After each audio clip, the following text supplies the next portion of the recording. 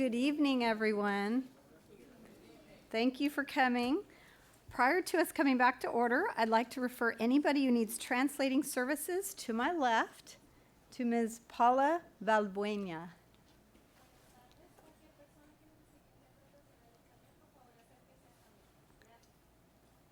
Thank you. Welcome to the Modesto City Schools 1441st board meeting on March 9th, 2020. This meeting is now called to order. This meeting is being videotaped and recorded. You can view the video of this meeting or past meetings on our website. In closed session, the board took no action.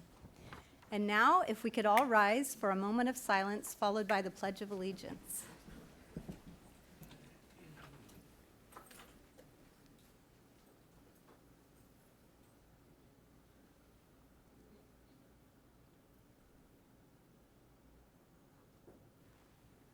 Thank you. And now I'd like to introduce our students from Beard Elementary School to lead us in the flag salute tonight. So Guadalupe Ramos, will you please take one step forward so they can see who you are?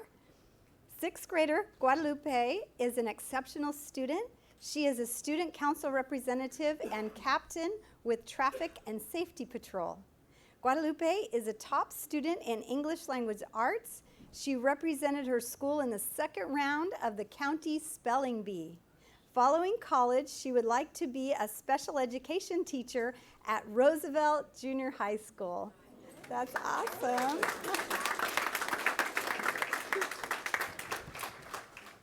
And now we have Zoe Burdian. Sixth grader Zoe is a student council class secretary and traffic and patrol lieutenant. She takes initiative and is always eager to learn and collaborate with fellow students. Zoe likes playing softball, rock climbing, and enjoys spending time with her family. Following college, she would like to work for a large gaming company in Los Angeles, writing code for popular video games. Thank you, Zoe. And now, students, will you please lead us in the Pledge of Allegiance?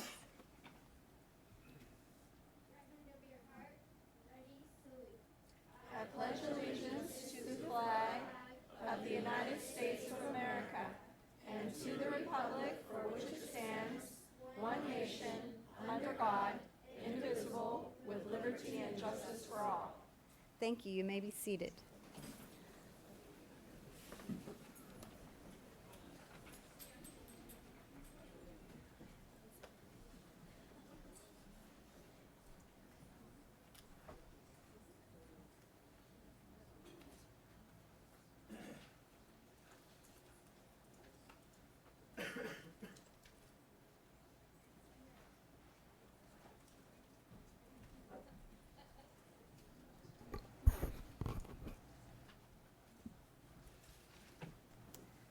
Students, you're welcome to stay, or if your family, if you'd like to go home, you're welcome to that too, and get started on homework if you'd like, and those awesome careers you're planning on, or you can stay if it's up to you.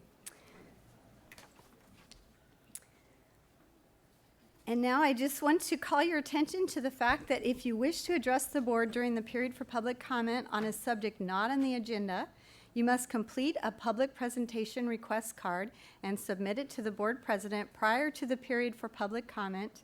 Only those who have submitted cards will be called upon to speak, and no cards will be accepted after the period has begun.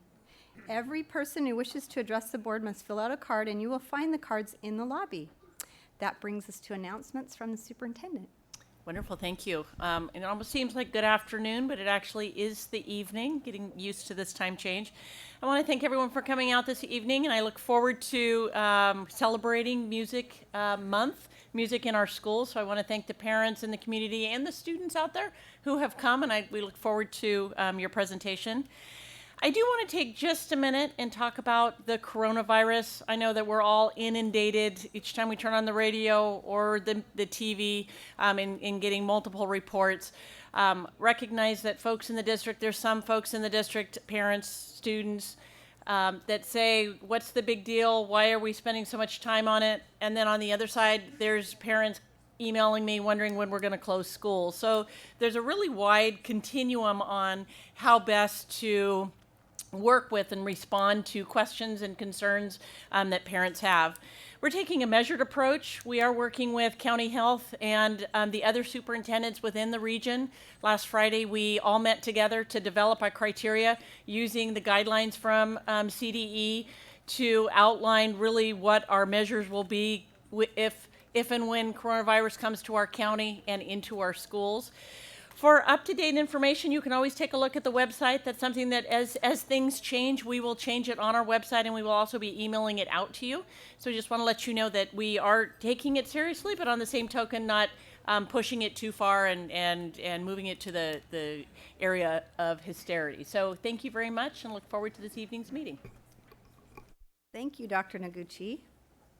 And now that moves us on to item A6, report of meetings attended by Board of Education members. Trustee Vice President West. Well, it must be spring. Things are starting to get busy. I had the opportunity to attend 3 functions since the last board meeting. The first one was at the Doubletree, and there was a presentation for Black History Month. And I want to give a shout out to Elizabeth Garman, the theater teacher at Enoch's High School. She did a great job with her beginning drama students. I thought it was really moving. Our own trustee, John Irvin, did a really moving presentation, and he got the students involved with a little bribery, shall we say. But the students were really engaged in the quiz that he gave afterwards on the presentation, so that was awesome. I also attended on at Gallo Center with Dr. Noguchi. We attended I'm not sure what it's called, but it was all of our 3rd grade students from all of our schools with their recorders, and they played with the symphony, and Julian's School of Dance also had some dancers, and I just think it's remarkable that so many of our students who probably have never been to a symphony or been to a ballet were able to actually participate and perform with those groups. So that was an awesome experience for our students.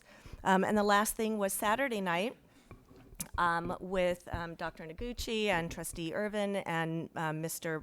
Trustee Brown. We attended the NAACP awards banquet, and it was just a really interesting experience. There were so many more people there this year than there were last year. And so I enjoyed seeing so many members of our community come together for such a great cause. All right, thank you. Trustee Newman.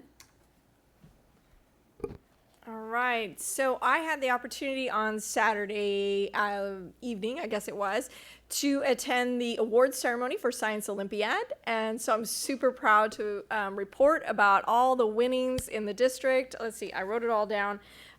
We had the Loma Junior High was really an extraordinary performer, so I want to do a shout out to the science team there, the teachers and everybody, because 2 of their teams qualified for state. They got a 4th place and a 2nd place. Bayer also qualified for the state championships with a 4th place. Enoch's qualified with a 3rd, and Modesto High, a little partial to that team, they got 1st place. So it's a great event, and I look forward to seeing the achievements of our students when they head to the state championships. Thank you. Trustee Lopez. Good afternoon, everyone. So I wanted to talk first. Last Thursday, I was able to attend the graduation for parents in their Parents and Technology sessions that they're having at Modesto High. Got to talk to some of the parents doing great work. I mean, we're talking about folks that have never been on a computer before, and now they get to access, our portals and get to be on top of their kids' homework and their kids' grades. So really, all in benefit to really support their kids. So it was a great thing to be a part of.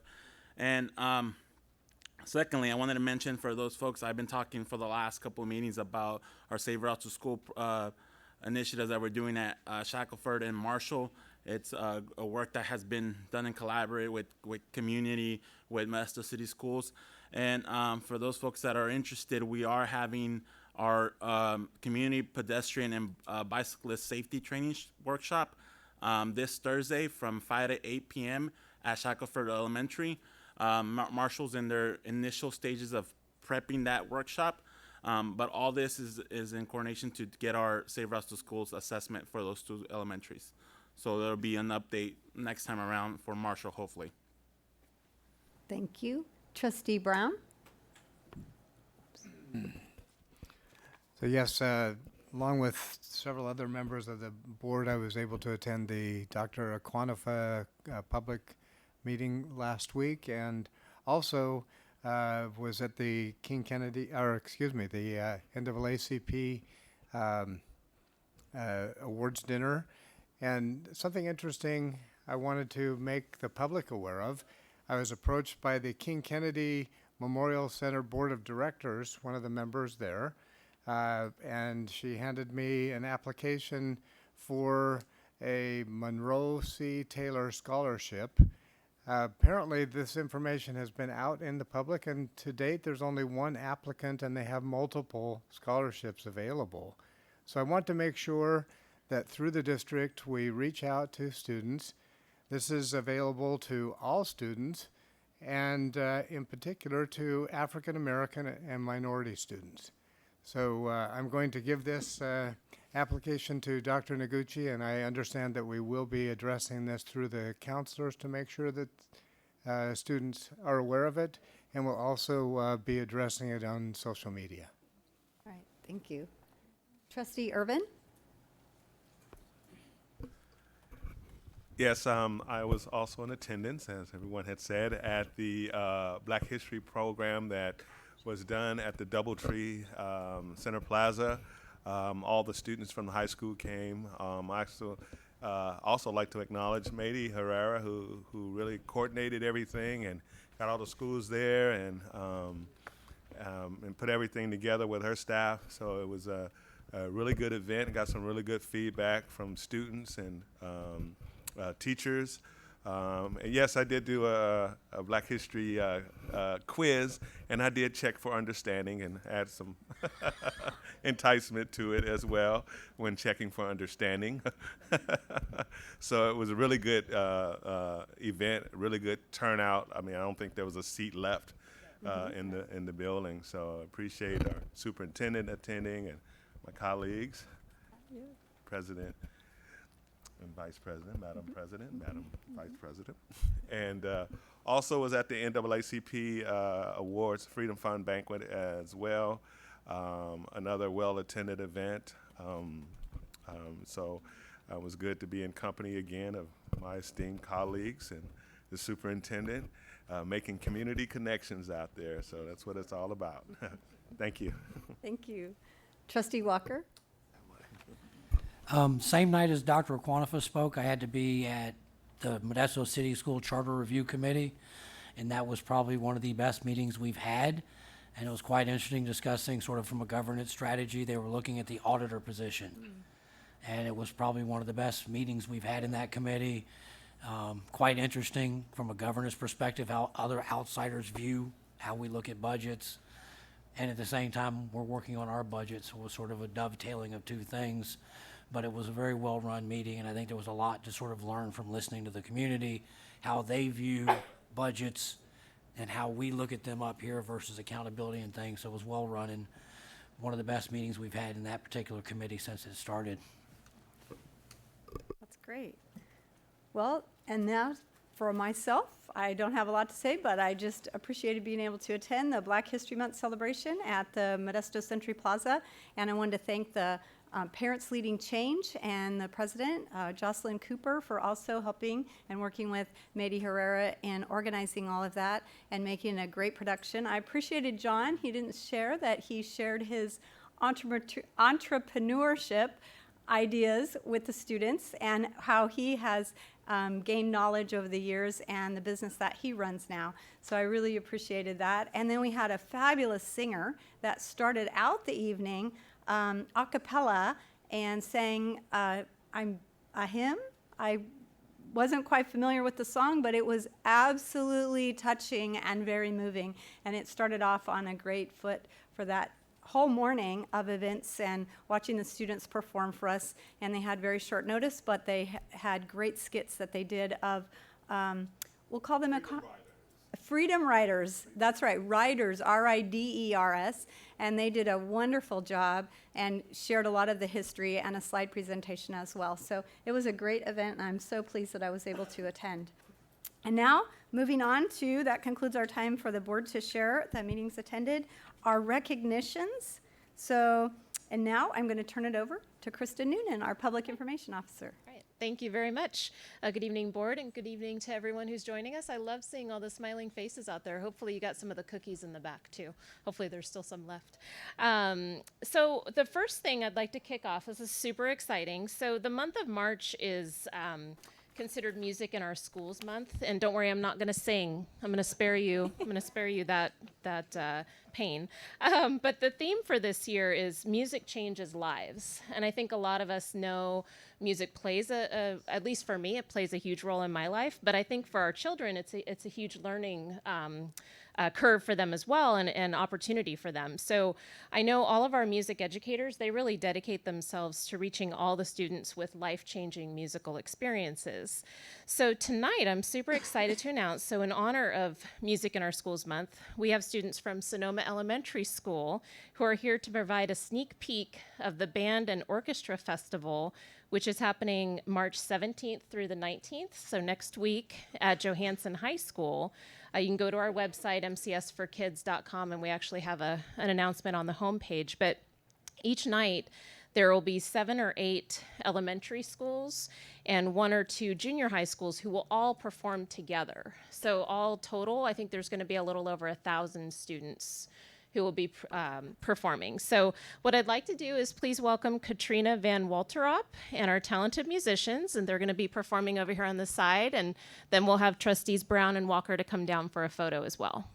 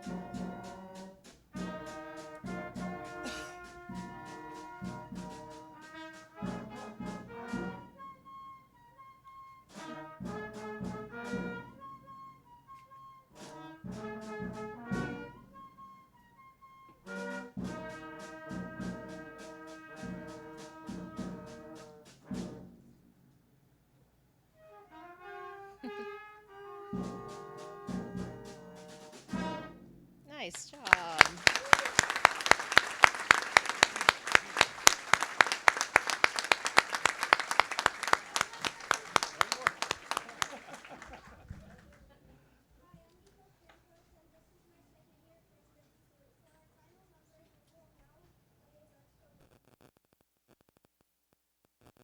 There you go.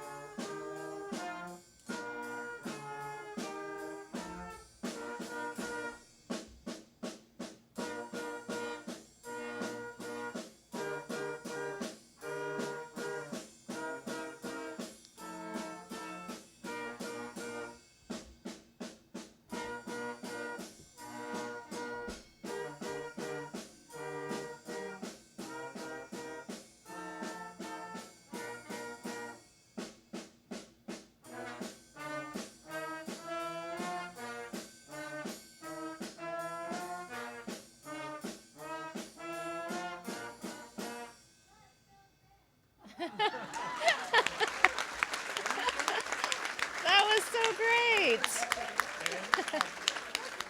Nice job. So we're going to take photos super quick with Trustee Brown and Trustee Walker. So go ahead and line up over here. Nice job, kids. That was so great. And just so everyone knows, so Sonoma Elementary School, they were actually recognized a couple of weeks ago by the California Department of Education as a California Distinguished School. And we're actually going to be inviting all the staff on March 30th. So you're welcome to come back. And yeah, let's give them a hand.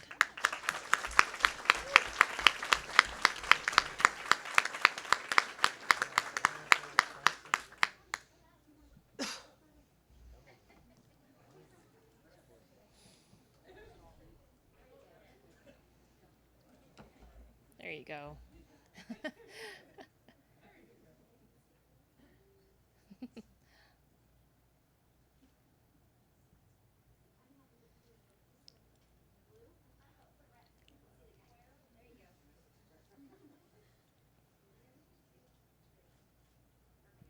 Nice job. Thank you so much.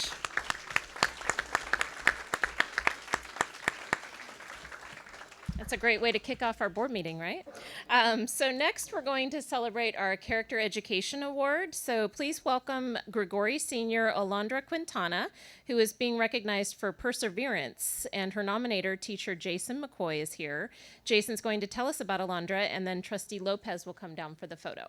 So there's a microphone right over here.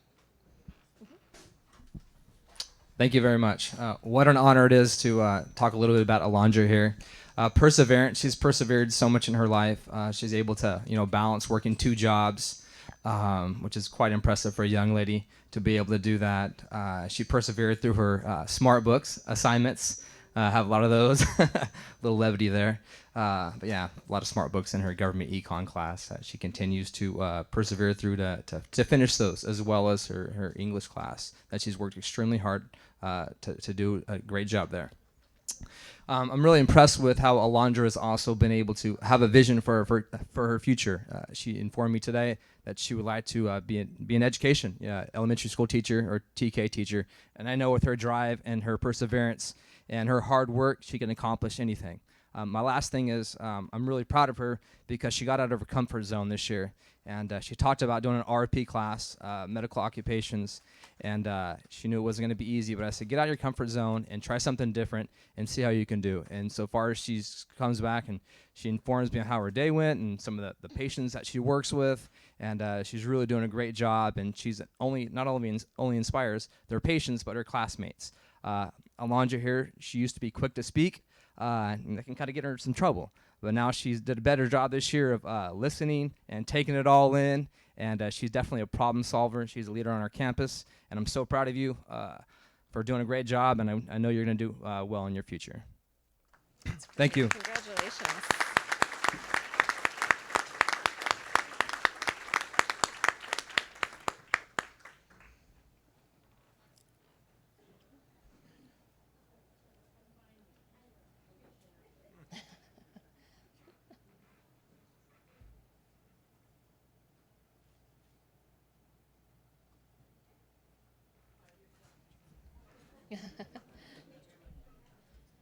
Great. Congratulations, Alondra.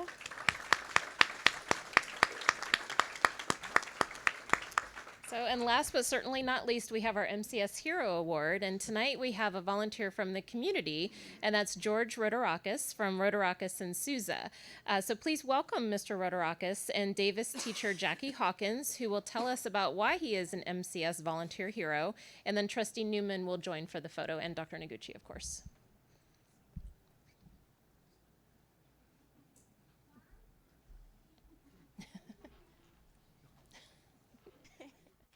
Okay, so I am recognizing George tonight. First of all, George is incredible. So I first recognized him in his lawyer capacity when he walked into my classroom, and I was like, oh my gosh, you're my son's soccer coach. So not only does this man like coach all throughout Stanislaus County, he has a successful law practice, he has 4 kids, and he makes time for my mock trial team as well. So my team has gone from like dead last to like third to last within a year because of his effort and how much time he puts on behalf of our kids. Over winter, he held winter workshops like all day for my students. Like they would go and just hang out at his office for hours on end. So I feel honored to know George, and I am so proud of like the effort that he gives in all capacities throughout our community. So he's incredible.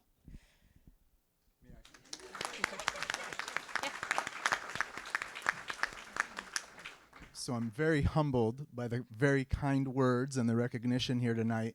But I believe that a true hero inspires people to do well, to do good, to help the community, help everyone around.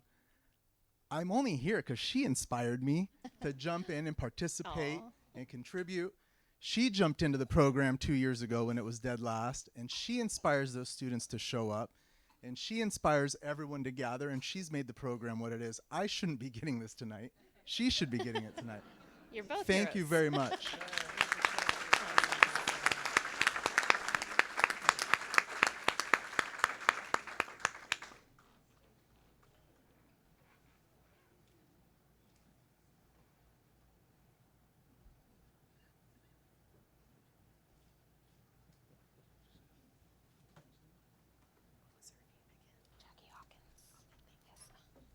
Thank you so much. That's all the recognitions for tonight. Thank you. That was awesome. We have the approval of the consent agenda, item A8. Are there any members of the public who wish to speak on an item that is on the consent agenda? Seeing none, is there anyone from the board? I'm ready to entertain a motion to approve the consent agenda. There's a motion. Motion by Trustee Newman, seconded by Trustee West. All those in favor, please raise your hand and say aye. Aye. Any opposed? Seeing none, motion passes unanimously. Moving on to A9, approval of the order of discussion action items. Are there any members of the board or the public who wish to speak regarding an item on the discussion action items? The order. Did I say the order? Yes, the order. Seeing none, is there anyone from the board wishing to speak? Seeing none, I'll entertain a motion to approve the order of discussion action items. Is there a motion? Trustee Brown makes a motion. Seconded by Trustee Newman. All those in favor, please say aye. Raise your hand. Aye. Any opposed? Seeing none, motion passes unanimously. Moving on to the period for public presentation. I have 4 cards. They will be divided into 30 minutes and 3 minutes per card. This takes us to the period for public presentation. I want to thank you for attending tonight's meeting. Your attendance shows your interest in our schools, and for that we thank you. The period for public comment is limited to 30 minutes. Time will be allotted equally to individuals based on the number of request cards. I want to remind you that if you wish to make a complaint against a specific district employee, you should follow the district's personnel complaint procedure. Copies of that procedure are available in the lobby, as are agenda copies which outline the procedures we will observe during the period for public comment. The right to address the board does not exempt the speaker from any potential liability for defamation. Before I ask tonight's speakers to address the board, I want to clarify that we may not engage in any discussion on topics that will be raised because we are legally obligated to provide the public with advance notice about topics that the board will be discussing. Agendas are intended to inform the public about all topics of discussion and action, so anyone interested in a particular subject on the agenda may attend the meeting and address the board.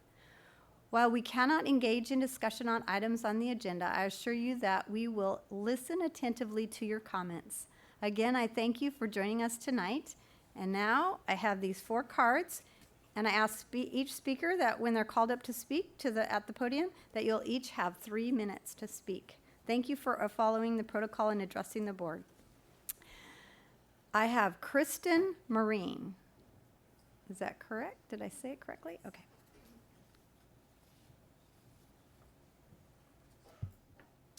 Good evening, Dr. Noguchi and school board. My name is Kristen Marine, and I want to thank you for allowing me the opportunity this evening to talk with you. I stand in front of you as a proud parent of 2 high school students in the music program at Enox High School. Funding for our music program has always been a challenge every year. Our family works hard in fundraising for the extra costs to pay for the opportunity for my daughters to perform in both the fall and the winter marching band and color guard seasons. In the 2 years serving as the president of the Music Boosters, I've noticed the inequalities in funding between other extracurricular activities. Students who participate in other extracurricular activities pay very little to no money comparatively. Marching band and color guard are just as rigorous and physically demanding as other athletic types of sports, and students rightfully earn PE credits for them. I'm here asking for you to offer music technician coaches the same stipends that other athletic coaches receive. Unlike sports, music and guard is a no-cut activity program. Music programs accept every student, regardless of their ability or of their experience. As we know, the visual and performing arts programs promote positive social interactions between their peers. Many students strive to attend school just to see their friends in their band and their guard classes every day. The marching band and colored guard program creates a sense of teamwork, a strong work ethic, and a passion for creative thinking. It molds self-confidence and communication skills in our young adults, who will need these skills as they later enter the workforce. As you all know, performing to music uses many parts of the brain and helps with learning and other subjects as well. Have you ever tried walking in step to a specific time while playing an instrument at a different beat? Or spinning a rifle or a flag while rolling on the ground and catching your rifle or flag before it hits the ground? And not to mention running into the other musicians and guards that are near you? Music is often the catalyst to many events in our lives. It is the center of our fused multicultural community. Music creates an emotional support net for our high schoolers and is often the outlet that they can relate to when they're having issues in their lives. Have you ever walked on a high school campus and have seen nothing but high schoolers listening to music in their ear pods? Music is everywhere. It's in every occasion of our lives: weddings, funerals, parties, dances, social media, videos, even the TikToks that these high schoolers are looking at. It's in commercials, movies, and it's used in even the childhood development stages for learning. There have been many musicians that have come from the musical roots of our hometown here in Modesto. Our very own Frank Mancini, for whom the Mancini Bowl at Grisada Park was named after. He was an award-winning band director at Modesto High School and founded the Modesto Symphony Orchestra. He worked with American composer Roger Nixon, who was born and raised in Modesto. Kristen, your time is up. I apologize. Thank you for listening for my Thank you. Thank thank you you. very much.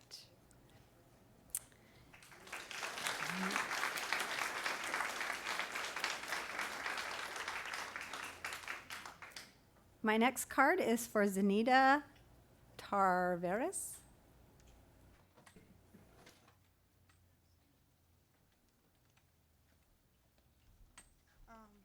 Buenas tardes, ando un poquito nerviosa, pero ok, vengo con ustedes, traigo dos preocupaciones.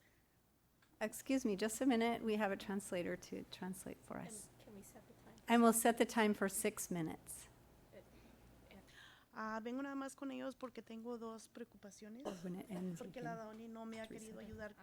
Um, Vengo con ustedes para ver si ustedes me pueden ayudar, porque la Downy no me ha querido ayudar sobre mi hijo, porque yo lo saqué de la escuela Downy, porque hay un grupo de 10 niños que me lo están acosando, me lo han querido golpear. He dado 2 quejas en la Downy, no hacen nada. Supuestamente hablan con los 10 niños y hasta ahorita nada. El viernes otra vez me lo quisieron golpear, me lo acosaron queriéndolo meter al baño. Y yo lo quiero sacar de la Downy porque mi hijo no está seguro allí y no me han hecho caso. Hablé a la policía, hice 2 reportes. Supuestamente la policía no tiene ningún reporte y yo quiero que ustedes me ayuden porque él quiero que estudie. Yo no quiero que él deje de estudiar. All right, Es todo. thank you. Okay. Well, first of all, Mom is saying that she's really worried about and concerned about the situation. Can you please that speak she's- right into the microphone so we can Oh, hear? sure. Okay, thank you. Mom is saying that she's really worried and concerned about her situation regards to his kid. So he's at Downey, and she's been at Downey twice asking for help because there's a group of 10 kids that has been bullying him. They put him into the bathroom. And Mom has already complained twice, but nothing happened. She went last Friday and complained again. She's been with the police and at the police station, but nothing happened. So Mom here is just asking you for help because she wants her kid to go to school, but she needs help from all of you. Okay, thank you. Thank you. Can we have a staff member reach out to her? Okay, okay. Okay, thank you. All right, my next, oh, Oh, hi. Good afternoon. My name is Brian Enriquez. oh, okay, so you're the second speaker. Yeah. Okay, Brian, hi. My situation is because 10 students are trying to jump me at school, and I don't feel safe anymore at that school. I've been having this problem for already since the beginning of the school year.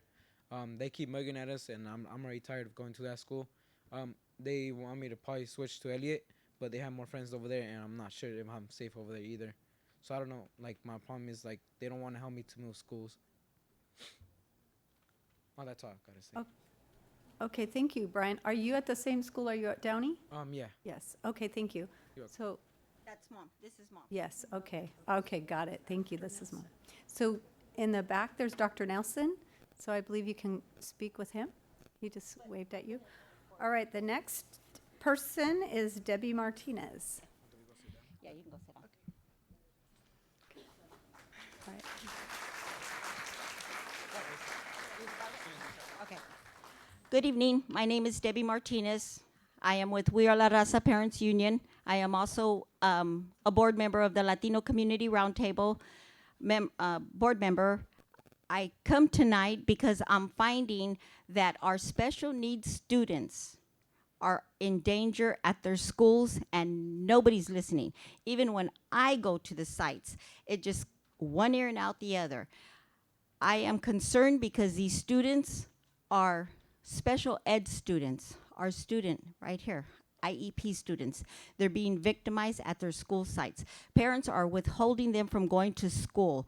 That shouldn't be happening. Under their constitutional rights, safe, secure, and peaceful, Article 1, subsection 28, F2, I am going on record to say that Modesto City school sites are not listening not only to the parents, the students, but I myself, as a community member, have gone to these sites where they don't even listen to my concern. Mr. Adolfo Lopez, I worked hard to have your voice. I have yet heard it. Bret Hart is a mess. I've had 20 parents come to me, but out of respect to this district, I said, this is not the form. Hanshaw is a mess. Downey is a mess. Gregori, Bayer, Enox, prominent schools. Students are having to stay home. Police are called out. Where's the constitutions? Who is securing our children's constitutions in this district? It's alarming. I'm going on record, and I have to go higher. We are in federal courts. We don't need to entertain any more than we have to. I can bring media. I can bring a whole room full of parents. I don't want that. I want the voices that were elected into office to start speaking up for our children. They're afraid to go to school. Thank you, Betty.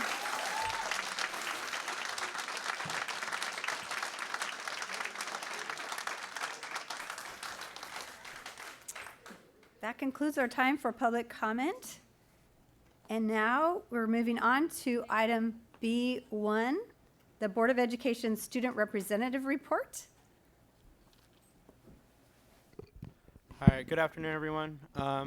Inter-High Council met on March 3rd. That was our last meeting. We haven't had much to discuss, but I do have some events from various schools.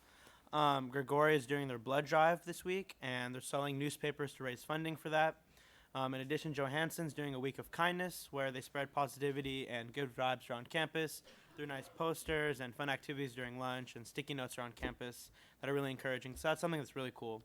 And I've heard other schools do that prior this year, so that's something that a lot of schools are doing. In addition, Johansson is planning something for Star Wars Day, so may the 4th be with you. And they're also planning for things like St. Patrick's Day, which not a lot of schools do, which is pretty cool. And just like Gregori, they're also hosting a blood drive. That's coming up soon. As for Tournament of Talent, a lot of the schools are generating funds through donations and various sponsors.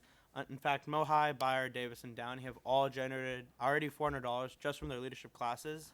And that's not even counting all the outside sponsors we're talking to right now. So we have a lot of funding that's going really well. So yeah, we're gathering gathered funding from outside sponsors. And almost all the schools have had their talent shows already, except I think 2. So we're working on the pamphlet. We have all the acts going. We can print out the pamphlet soon. We also have our Pledge of Allegiance leader, as well as a singer for the national anthem. So planning for Tournament of Talent is going really well. Our next 2 meetings from now are meetings on April 14th, and that's kind of the deadline we've set for the representatives. By then, all the schools have to have all their funding and donations in, as well as they need to have their skits done, which is the skits for the MCS character traits. And finally, as I mentioned before in previous meetings, our team has been trying to do this anti-vape campaign since the beginning of the school year. We've been planning it, and we have a lot of ideas already planned out, from promotion to how the week would be structured to dress up ideas, and a lot of things that we've already planned. But since we only have 3 meetings left, and since we want it to be really good and effective, there still needs a lot more planning to be done. So we're pushing it to next year, probably sometime in the fall. In addition to that, a lot of the schools, we couldn't find 1 week to do it. There was random events clashing, so it didn't really work out for this school year. But we have a lot of ideas we're going to still work on and develop for the next Inter-High Council for next year to implement. So yeah. All right, thank you, Arnaud.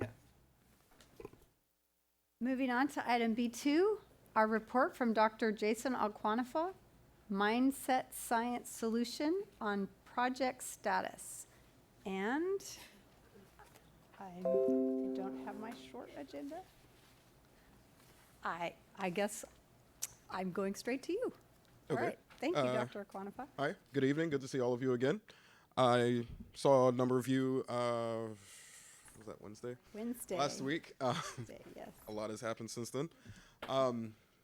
And hopefully not going to take up too much time and not be too redundant. We're going to touch on the high-level outcomes of the evaluation and findings that we have from the past year and a half. As a reminder, I came in to do evaluative work to determine or find out more from a science-based perspective on what the school climate is, how there might be differences according to students' racial backgrounds that could contribute to differences that we see in actual outcomes, that being mainly or primarily math and English grades, as well as disciplinary actions such as suspensions and referrals to intervention centers.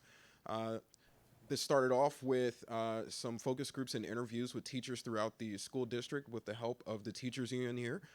Based on that, we created some different modules of programs for teachers, but then also for students at high school levels and elementary school levels to be implemented over the course of the last academic year. And with that, we were able to get survey outcomes for if it's possible for a mindset type of approach, as I'll describe more in a moment, could shift outcomes to make it such that there were less disparities based on race and outcomes, as well as perceptions of school climate. And then finally, our most recent analyses allow us to attach that to actual school records and outcomes. And so I'll be sharing with you how or what the state of affairs were for academic outcomes as well as disciplinary outcomes, but then also how those things shifted based on the steps that we took in that evaluative process. And so first, the design of this evaluation was in what we call a 2x2 factorial design. That means that students were either randomly assigned to receive a treatment package of materials and exercises, or they're randomly assigned to receive control materials.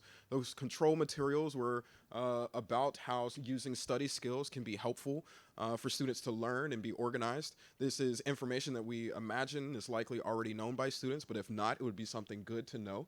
However, it had nothing to do with things like social climate at school or discrimination or things of that nature.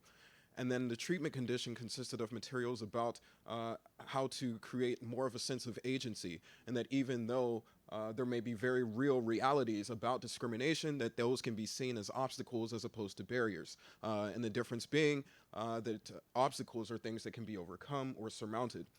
This is based in past literature over the past few decades based on education, psychology, and sociology scientists, primarily at Berkeley, Stanford, UPenn, Brown, and Northwestern University, that finds that a shift in that type of, Stanford as well, that a shift in that type of mindset can lead to better outcomes, and specifically so for people from stigmatized groups.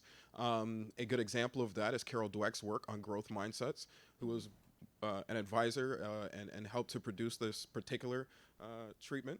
And then teachers were randomly assigned to treatment or control. In the control, they were encouraged that technology use can be beneficial to connecting with students and helping them to engage.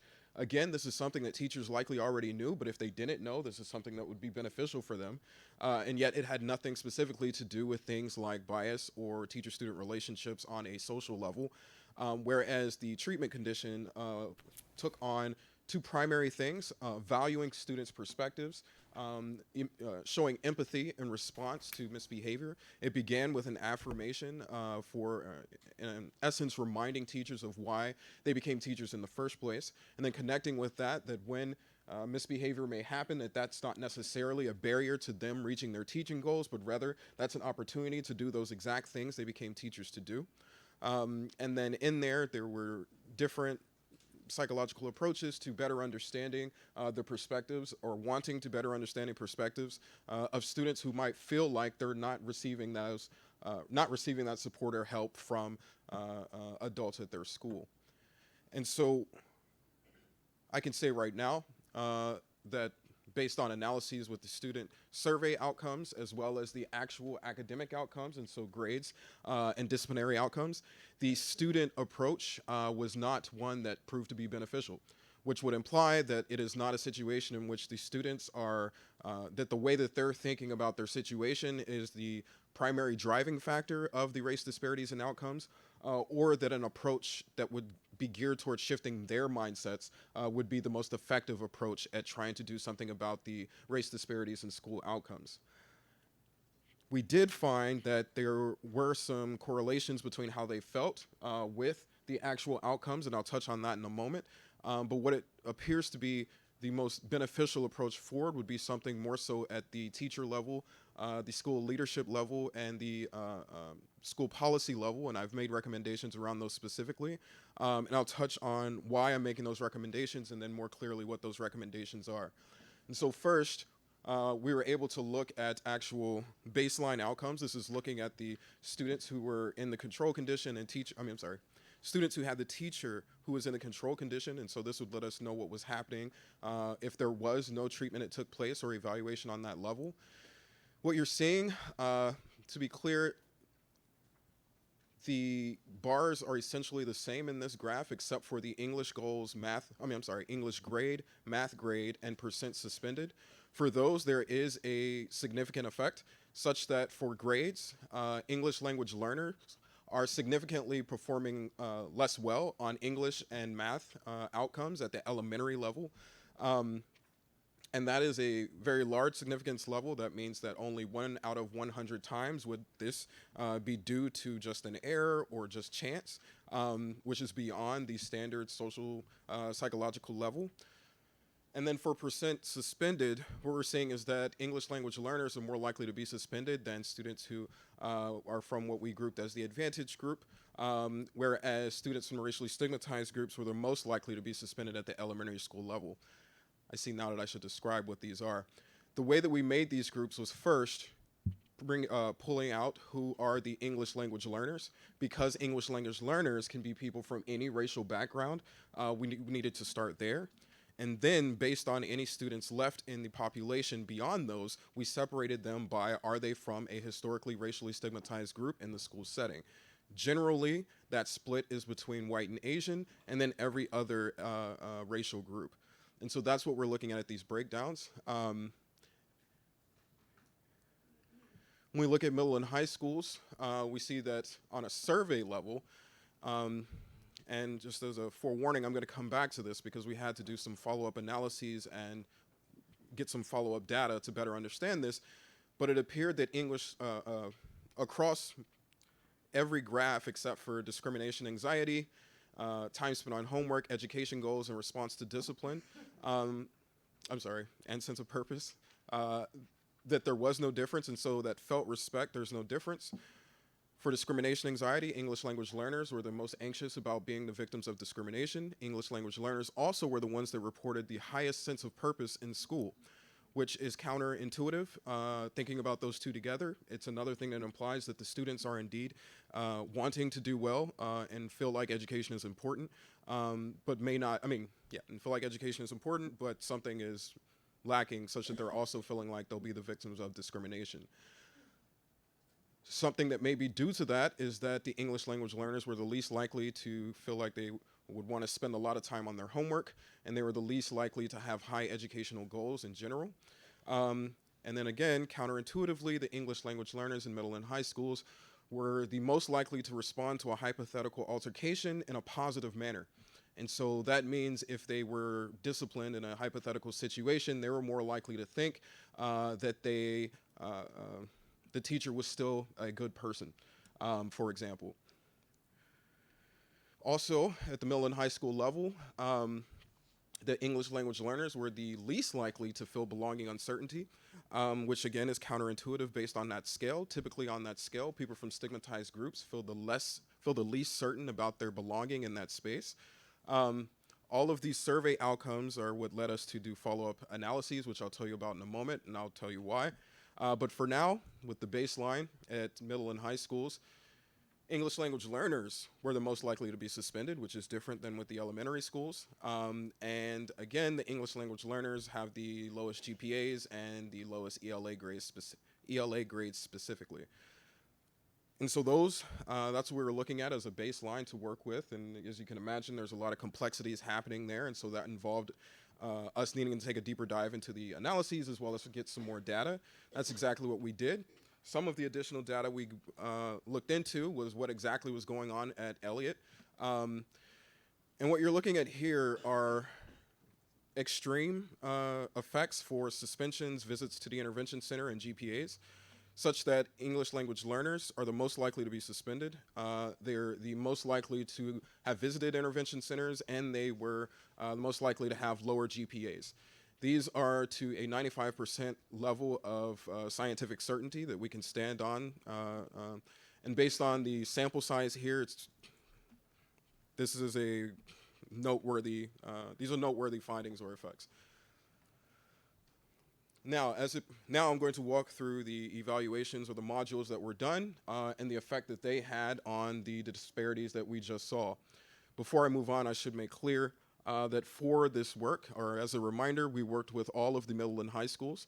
However, when it comes to the data, we're only working with data in which we could, without getting too specific, get all the data to merge with each other for each individual student, which is a lot of points of potential error. And so it's not a full representation, but that's the pool of participants we were drawing from. And then for elementary schools, I specifically went through and looked for the elementary schools with the highest suspension rates and or the highest percentage of students from racially stigmatized groups who were being suspended.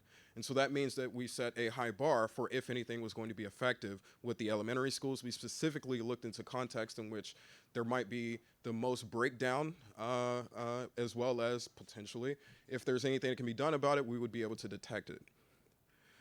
First, for teachers, that treatment condition that I was describing led them to feel more efficacious in their jobs. That means that it led them to feel more capable of building strong relationships with their students. It also led them to feel more satisfied in their jobs. It led them to feel more happy about going to work in the morning.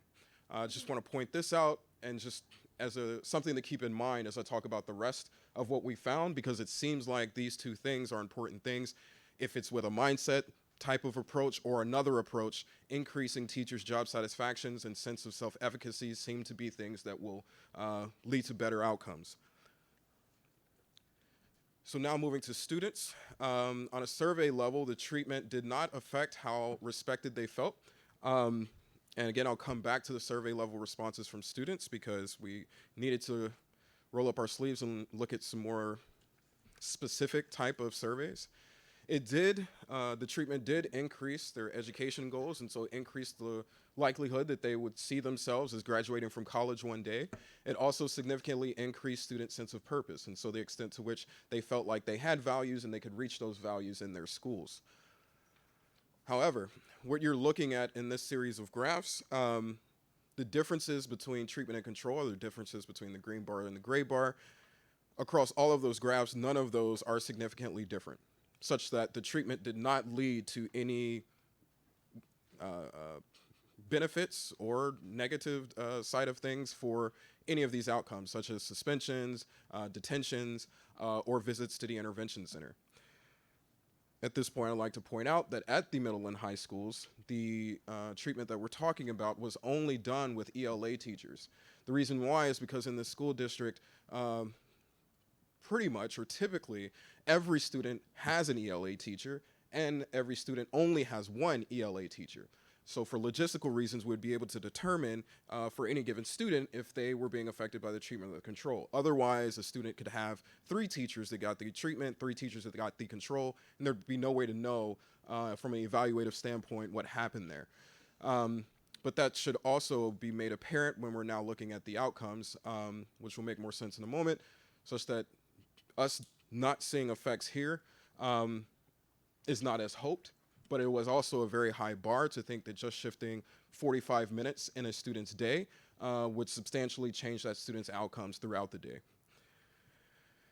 We found the same with GPA.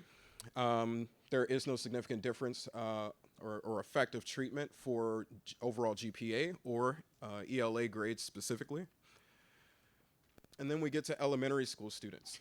And just again, here I specifically selected the elementary schools that were showing the most discipline problems. What we found is that the treatment with teachers, I should remind you, this isn't something that was done with students, but the treatment with teachers led students to feel more respect in their relationships with teachers.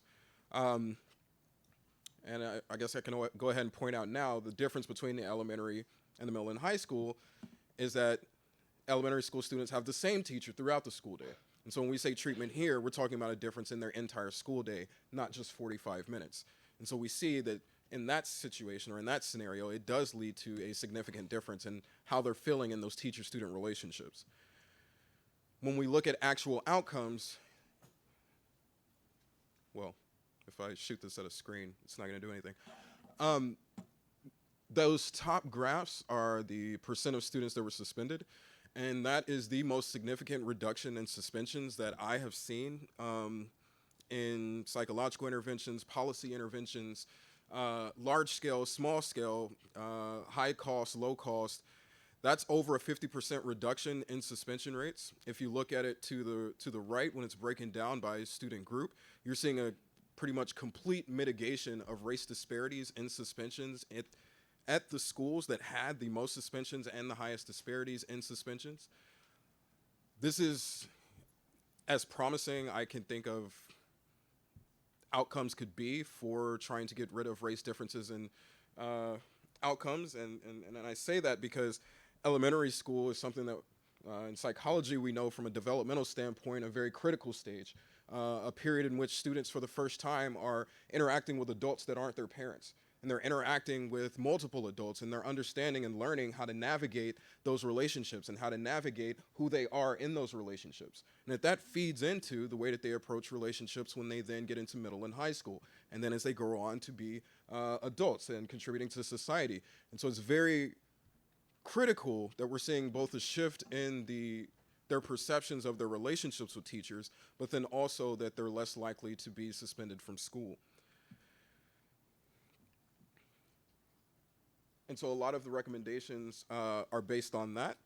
But then also, as I alluded to earlier, it seemed like our survey outcomes may have been, or the first ones we did may have been too broad because it led to some outcomes that weren't consistent with what we were seeing elsewhere. And so this past fall, we delivered a survey to find out more about what might be the specific things that students are experiencing in schools. And what was found was, and it was a number of outcomes, and I made a graph for one of them. And I made one for this one specifically because I showed earlier that when it came to how respected students felt in school, it didn't look like the expected direction that students from racially stigmatized groups or English language learners were feeling the least respected, but rather it looked like it may have been the opposite. However, in the fall, we asked more specific questions. And so, for example, this is a question that's not just broadly asking, do you fear being the victim of discrimination, but rather this is a scale called race-based rejection sensitivity that presents a series of scenarios and asks about that specific scenario. And so an example of one of those scenarios is that you're in class and your teacher asks everyone a question. You raise your hand and other students raise their hands too. And the teacher doesn't, or I guess it doesn't get there, but it was implied that the teacher's not going to call on you. And the question is, to what extent do you agree with the following statement? I would expect that the teacher might not call on me because of my race or ethnicity. And another question in those is, I would be concerned that the teacher might not call on me because of my race or ethnicity. And so it's not a broad idea of being the victim of discrimination, but rather very specific and even surgical to the things that might break down a teacher-student relationship. And on this type of outcome, students from racially stigmatized groups were significantly more likely to feel like they would be the victims of discrimination. I should say this survey was at all middle and high schools in the district. We're talking well over 9,000 data points, and so we can stand pretty firmly in understanding that there is a difference in how students are experiencing their school day. This is one of many scales that we delivered, and pretty much across those scales, that's the outcome that we're seeing. And so I'm going to try to go through these at a high level because it's my understanding you all have them in front of you. But while I'm all the way out here, I want to make sure there's time for me to answer any questions that you all may have. And so at a high level, I do not have reason to make any recommendations based on things that should be done to lead students directly to feel differently, to intervene with their processes, because it doesn't look like that might be effective. Although the districts or schools can indeed continue to try some of those, I'm happy to recommend what those are. I know a lot of them, but it doesn't look like those are going to be significantly effective here in MCS. However, I do see a bidirectional program with teachers being something that would be very effective here. And so what I mean by bidirectional program is really any approach, exercises, activities, policies, things of that nature that would shift the way that teachers are thinking about their relationships with students, specifically the extent to which they're feeling like they value students' perspectives and that they have a way of getting their students' perspectives, that they view misbehavior as something that can and does change over time, and that also they are feeling more satisfied in their jobs as teachers and more effective in their jobs as teachers. I would recommend that something like that be implemented at all levels of grades in the school district. And so we found that it was effective in the elementary schools that had the highest suspension rates. That would be a likely indication that it would be also effective at all of the other elementary schools, as well as at middle schools. And so not just the ELA teachers, but rather all of the teachers that a student is interacting with, having gone through this type of, or having this type of shift in their mindset and their approach in response to students. Also recommend that new teachers to the district also have exposure to this type of program or this type of approach. More specifically to bias reduction, recent research shows that this type of approach is the most effective when it is strategically integrated with policy level approaches as well. And when I say policy, I'm meaning skill building, as well as things like teacher development. And so cultural competency has been found to be one that can be matched really well. And so it seems like this bidirectional program led teachers to be more interested in putting more tools in their toolkits in how to respond to students. And they might then go into professional development and be finding it that much more meaningful, but also being more likely to apply that in their relationships. And so having both would likely bring about the largest and most lasting effects. Also, restorative practices, or I should also note, the district already has cultural competency, professional development. Integrating the two, or integrating all of these things, will be a key part, I think, moving forward. The district already has been rolling out restorative practices policies at schools throughout the district for a number of years now.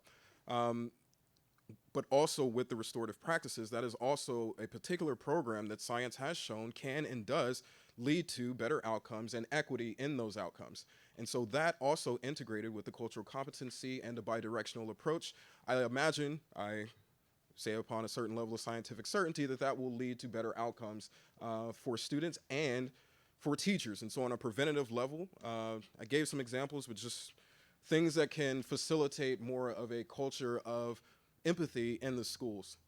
From an intervention level, restorative practices that look like reconciliation, such that when conflict arises, there's a specific method for how a plan can be made for that misbehavior not to happen again, or for that type of conflict not to happen again. And in an effort to just try to get to the questions, finally, for intervention centers, we did find a part of one of the surveys, I asked all of the teachers in middle and high schools that were participating the extent to which they thought that intervention centers were beneficial for students' behavior. And interestingly, teachers' views of the intervention centers strongly correlated with students' views of teachers, such that at schools where teachers thought that the intervention centers were more beneficial for students, students felt more respected by teachers and adults at that school. What that implies is that on some level, the feeling that a school can let off to both teachers and students can be similar for both of them. And so the way that intervention centers are understood and the way that they function will be an important thing to think about and address when moving forward. And so some recommendations I made around that. The district leadership took the time to take me to a number of the schools in the district and review and look at and talk to people working in the intervention centers in the schools. I will say that I found a lot of variance in the functioning of the intervention centers, and on a positive level, what's based on a lot of these recommendations, I saw elements of a number of them that if those were consistent across all schools, that would do two things, or actually I think it would do a number of things. But those things would make it such that the intervention centers, I think, would be very productive and effective. I think it would also shift the perception of the intervention centers, and that perception alone seems to affect teacher-student relationships and outcomes. But then also, if done in a way like some of these schools were already doing, it can be better evaluated. on a district-wide level such that you can continue to be able to know what's happening in the intervention centers and how you might approach shifting you all's approach to the intervention centers. So with that, I will stop and just open it up to any questions that you all may have. So we have Trustee Newman. Thank you, Dr. Quantifa, for driving down here from Berkeley tonight. I appreciate you coming and helping us work through these. I want to dig into this bi-directional recommendation that you have, the bi-directional program. I want to understand it better. So can you define it for me? What you call it bi-directional? What is that? So bidirectional in the sense that it thinks about or considers the perspectives of both teachers and students, and that some type of approach that allows them to better understand that or facilitates on a psychological level the likelihood that they will accurately do so. And so the extent to which teachers want to know why a student is misbehaving, if a student is misbehaving, that there's means for the teacher to find out whether that, most likelihood is stepping in the hallway, or that there being a dedicated space and time for that type of conversation to happen. But any type of approach similar to the one that we just tried or we just ran the last academic year that can do that work. And so I left it broad for a reason, so that the all parties involved would have a variety of ways of thinking about and being creative about how to do that and to sustain that for an ongoing period of time. But it is, for example, the exact thing that teachers were engaged with in the evaluation period, in which they were being affirmed on why they became teachers in the first place in a very strategic and targeted way, that was being connected with the relationships that they currently have with students, and that when it may feel like a misbehavior or lack of keeping up academically is a barrier to them doing those things they wanted to be a teacher to do, or it's a barrier to them reaching a benchmark of sorts, that what actually comes to mind is, this is me doing exactly what I wanted to do. I'm satisfied in doing this, I'm effective at doing this, and this is what I want to do. Anything that can do that work is what I would consider a kind of bidirectional program. But more specifically, something like what they did last fall. So, and if I'm reading your recommendations correct, then this bidirectional will be something that we do through professional development with teachers mostly, and with the survey responses to build an understanding of who the students are, and do that in conjunction with our restorative practices, which I appreciate your fact that you acknowledge that we have made tremendous efforts in the district to pour that out into all of our school sites. And then along with cultural competency. So this is something we're doing with our teachers and training that way. Is that how you see it? It is. I wouldn't necessarily call it a bidirectional program part teacher development, because cultural competency is more so I see as teacher development, because it's skill building. It's learning new ways of doing things, whereas, forgive me for not having a better term, but the bidirectional program is very much specifically a mindset psychological thing. And for teachers, it's showing them appreciation, but in a very specific way that empowers them. But then also, it seemed to be just by virtue of surveying the students likely felt more like their voices were being heard, that they were in some way contributing to their schools and the culture at their schools, and that someone was listening. And so both something with the teachers and the students, and that's the bidirectional component. Okay, I think I understand that better. Thank you. Yes. Thank you. Vice President West? I appreciate the hard work, and I appreciate all the data that you've collected and all of the research. For our district, I'm most specifically interested in recommendations, because we kind of can see now what's going on, and now what do we do to help it. And I'm really looking for some specific directions. For instance, the intervention centers that you mentioned, you said some of the centers were really doing a great job and had some great techniques. Others not so much. We didn't have a lot of consistency. So I think that's a key for us, is how do we get all of our sites to use the techniques that you saw that you think are going to work? What's the plan to do that? So yeah, the extent of where I come in is the recommendation. How the district uses that and how that is implemented and how that plays out, I cannot speak to, but I do have specific things that I noticed in the intervention centers, as well as things that I know from the literature that would likely improve the perceptions of the intervention center. That are the recommendations being made. So, for example, if there's surveying that's done as soon as students enter intervention centers, and that being surveying to the extent of why is the student here, but then also what is our approach to what we're going to do with this student.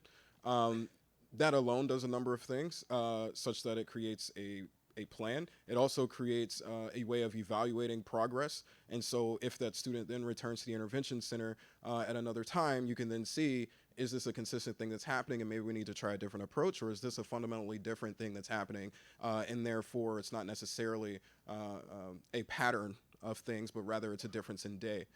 But then also, if they're surveying for students as soon as they enter the intervention center, that will also be getting their perspectives. And as I was saying about the voicing their perspective, just by virtue of them being able to share what happened from their standpoint in in a specific way, would be beneficial. But then also, a lot of research shows that for anyone, not just students from stigmatized groups, but for everyone, including myself, in times of conflict, one of the most effective interventions is to write down how you're feeling, to write down exactly what you think just happened, and that automatically leads to self-reflection in a way that in and of itself would do good work. Yeah, we all need to be heard, obviously. I mean, that's beneficial to all of us. So does the district have the information that you have on, hey, at this site, this is what I saw. I think these specific things would be great. Do we have that information? Yes, I met with the district last week and discussed some of those things. I'll also remain available to discuss those more so. But yes. Okay, great. And yeah, in more detail, but yes. That answers my question. Thank you. All right, thank you. Trustee Irvin?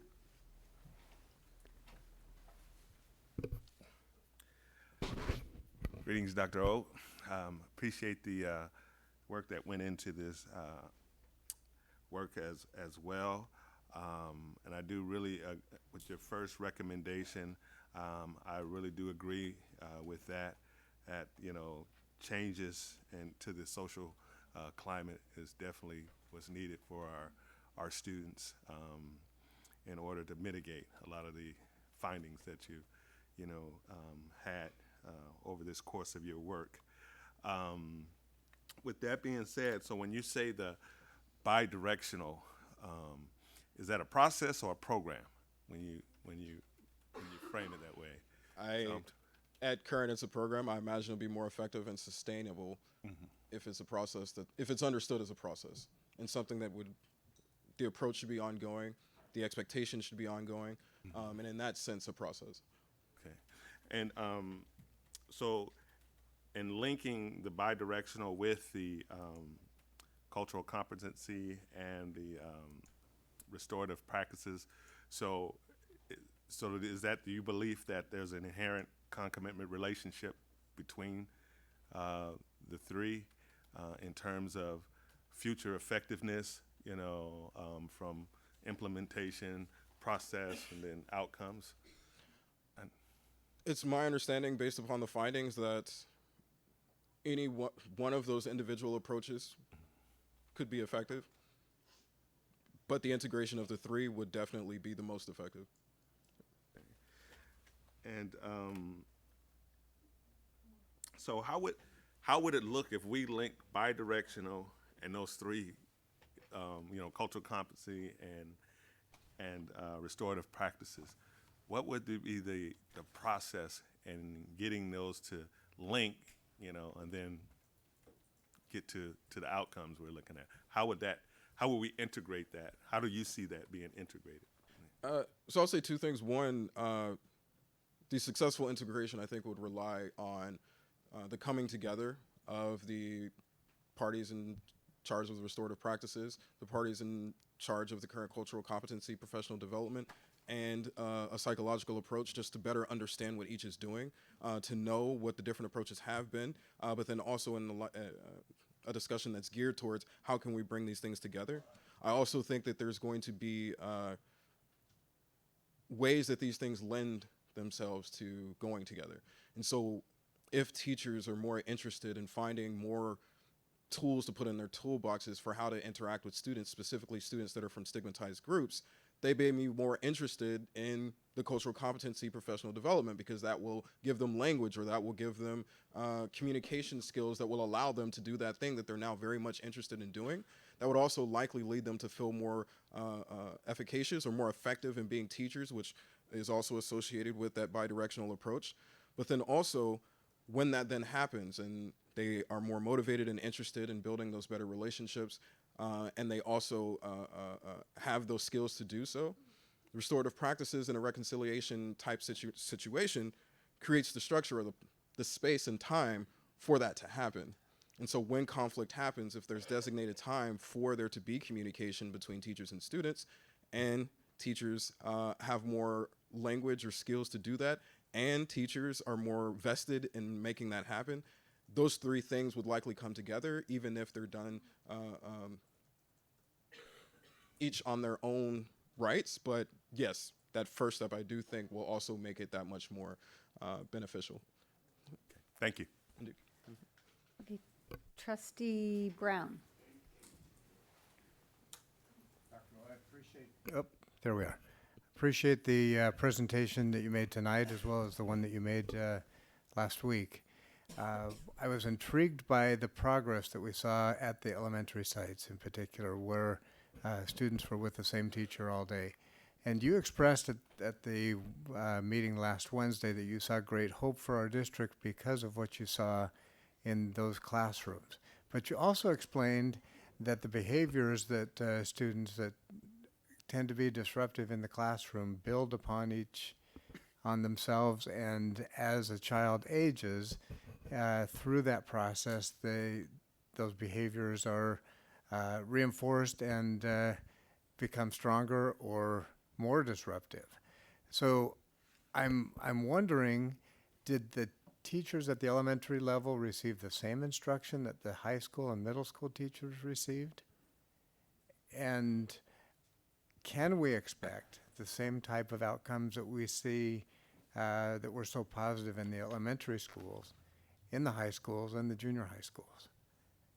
Yeah, So- we've got kids that have had these behaviors that have built upon themselves and the responses they've received from adults over many years of time, and that to me makes it much more difficult for the correction to take place and for the student to feel that they can be in a relationship of trust with all their teachers. So what can we expect? Is it going to be more graphic, the improvement that we see in the elementary schools as opposed to what we see in junior high school, and then maybe even less at the high school level? So thanks for asking that, because that reminds me of something I didn't mention. I also think that evaluations should continue to happen to see and make sure that that type of difference or change does indeed happen. Because while my hypothesis or hypotheses may be similar to what you just said, as a scientist, I can't say with the certainty that it will directly translate in the same way at the middle and high school level. What it does seem to be the case, and that we can predict based on the numbers, is that for the elementary school students that then move on to middle and high school, we can expect some better outcomes because of the recursive cycles that can take place, such that if a child feels like they aren't getting a fair shot in elementary school, it's likely, or even more so the case, that they would expect to not get a fair shot in middle and high school.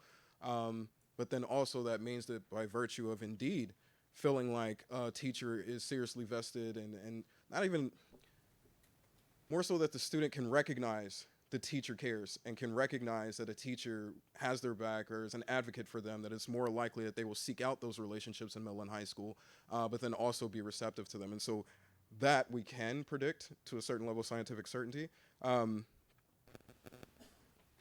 To answer the first question, no, the materials for elementary teachers and middle and high school teachers were not the exact same. The themes were similar, but understanding that the students were at different levels of development, there were key differences in the materials.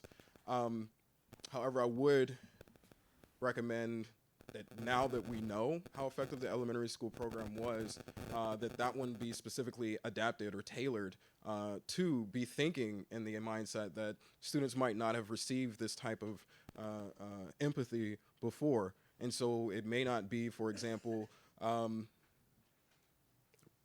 readily apparent if a student is calling out for help or if a student is silently suffering.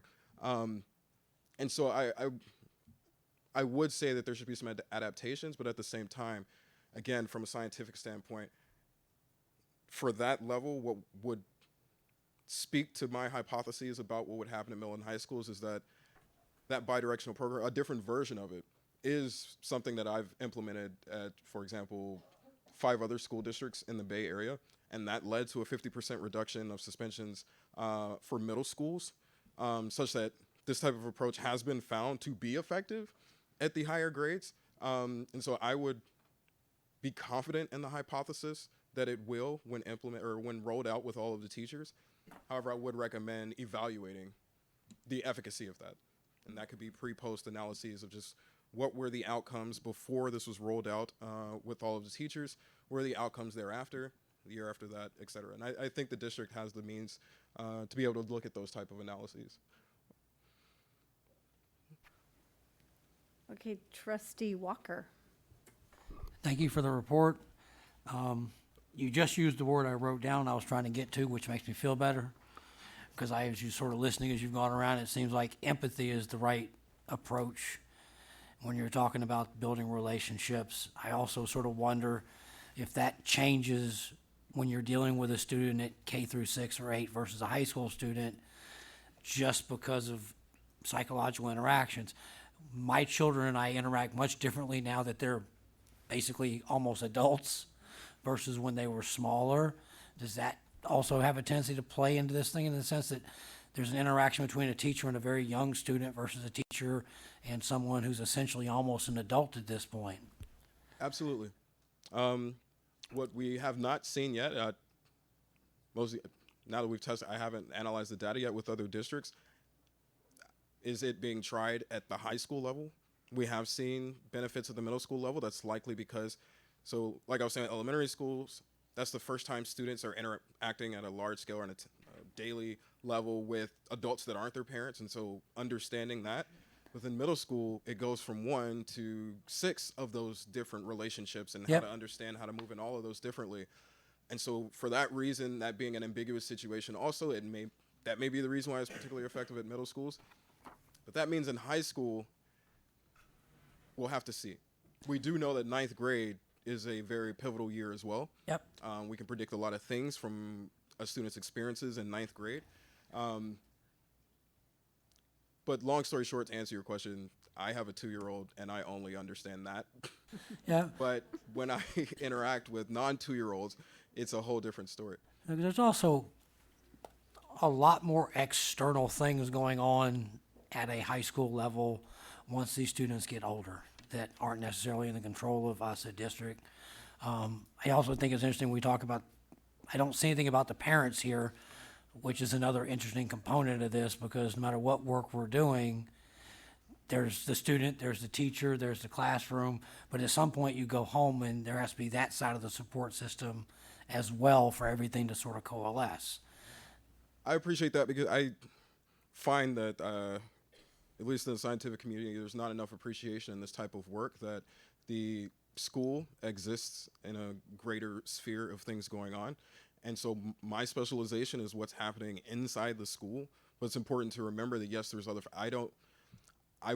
didn't study what's happening with parents because that's not my expertise, but I do know that that plays a role in the extent to which there's solid relationships between teachers and parents plays an important role, but then also when you're talking about the differences between elementary students and high school students, to be blunt about it, it's less likely or it's less common that we hear of elementary school students having experiences with knowing that they were the victims of discrimination. Yep. Or, for example, being stopped by police or followed around in a store because of their race or something like that, that would all contribute to how one feels in the school. And so to answer your question, there's definitely other factors involved. It's just interesting. There's a different perspective when you see the babies versus the adults, many adults as I call them. I think I've labeled my youngest now an apprentice adult. She's not quite a journeyman yet. I think the other thing that was interesting about the intervention centers is that when you came on board and we started this process, these intervention centers weren't fully rolled out yet. There was a lot of new versus things that had been in place for a while. And it'd be interesting to see sort of if we roll out that they've transitioned in. Because it was only maybe a year ago that we moved into the junior highs. And so that's sort of that first step. And that was new for them versus our high schools that have been doing it for many years now. And so there's a learning curve there, if that makes sense, I would hope.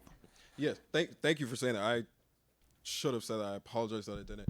To be clear, when I said that there was a lot of variance that I saw in the intervention centers from school to school, there was also a difference in when those schools started their intervention centers, which would likely lead to that variance. And so I didn't mean it in a way of certain schools were doing a good job versus bad. It was that it was apparent that certain schools had gotten used to it and had learned new ways to approach it. But then also that also reminded me that when looking at those outcomes in those slides, I would encourage you all to be cognizant of the fact that looking at English language learners as a group separated from advantaged versus racially stigmatized is something that science hasn't caught up with. It's not typical. That's not what you'll find in scientific journals for how that is investigated. It's specific to this school district, and that I was asked by the parties that be to specifically look at it in that way is the reason why that was done. And so also please keep that in mind. But that was the surprise. I actually didn't expect to see ELL show up in here, and I actually found that surprising, and it would be interesting to sort of look back at sort of two other pieces of this. One, you mentioned at the beginning, the ELs have the lower grade point average and so forth and so on. I don't think that's unique to us, having looked at over 1,000 school district scores over the years. That is endemic to the state. It is a huge bar that everybody's trying to figure out how to get over. And I think the other point that you made was interesting, and I believe in the charts, we saw no benefit towards moving GPA on this. And that's another interesting piece of the puzzle that is probably worth another PhD research project, but it's just interesting because you don't see that move, which is also this thing I struggle with in looking at this in two different boxes. The box of empathy and restorative justice and all these programs that people have spent years and years working on here that I think have done a magnificent job. I've yet to see a correlation to academic achievement or improvement. And some of what you're looking at, again, reinforces that there's one track on this side and there's another track towards raising academic achievement, and they don't seem to be intermixed as much as you would think. I've been very surprised to find that consistently those aren't strongly correlated. In my mind, I'm like, of course those things would be correlated. You would think, huh? They're in the classroom, they're more likely to better achieve, but it doesn't bear out for whatever reason. I do think that MCS has a potentially unique and very interesting position such that it may be that the academic or achievement component comes later. And so now that these elementary school students have experienced reduced suspension rates, are feeling more respect from teachers, it might be that next year we then see the gains on achievement. I don't know that, but I mean, as a scientist, I would be curious to see if that's what's happening. But yes. I appreciate the report. I think it does well. I think it reinforces that idea. I think one of the pieces I've always said for the many years, for 4.5 years, is that I think to get that number where we're doing very well in the elementary school level and sort of reduce some of this and the stigmatism and we raise the academic achievement. Folks feel better about themselves, but they're not necessarily linked. But we raise that academic achievement level up and that confidence level that will benefit on the other side of the coin in a much more dramatic way. I think that would have a much more positive effect in the sense that doing the restorative justice isn't raising academic achievement. There's not a correlation. We raise academic achievement, and they start feeling better about themselves. This other thing comes along for free. I don't know if that's true or not, but I certainly want to believe it, that piece of the puzzle lifts all boats. And I appreciate your work and your thought and all the time and effort you put into this. Thank you.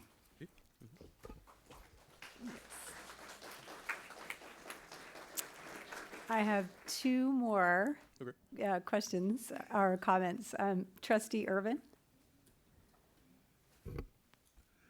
Yes, I just wanted to know if the report could be put in a more of a for like our audience, our parents and things, a more layperson synopsis of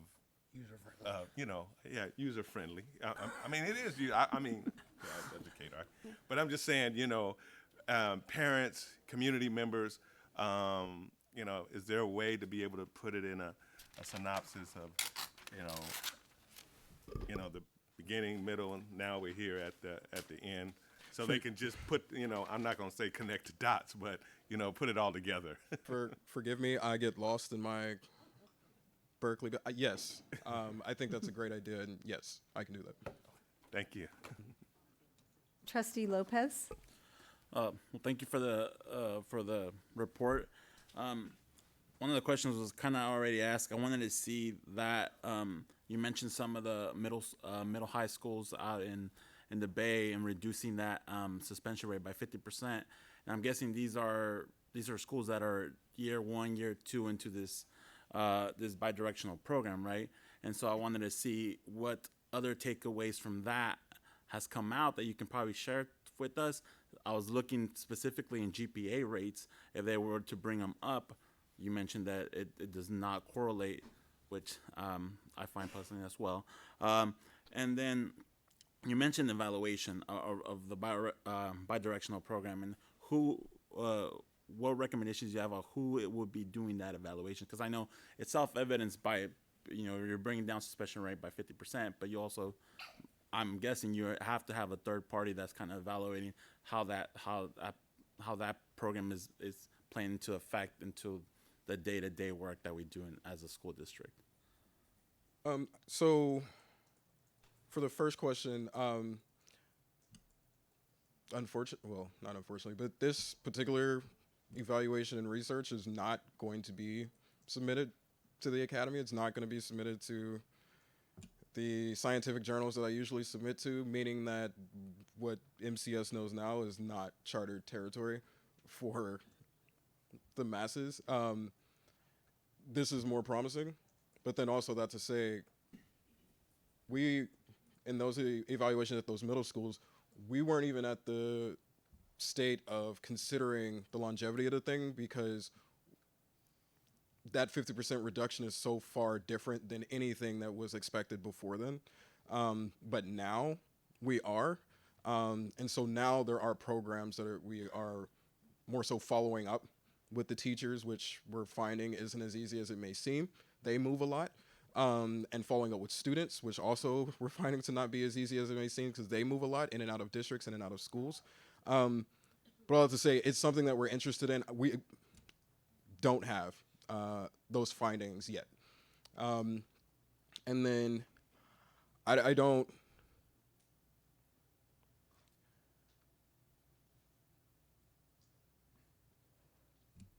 There's a variety of potential sources of continued evaluation.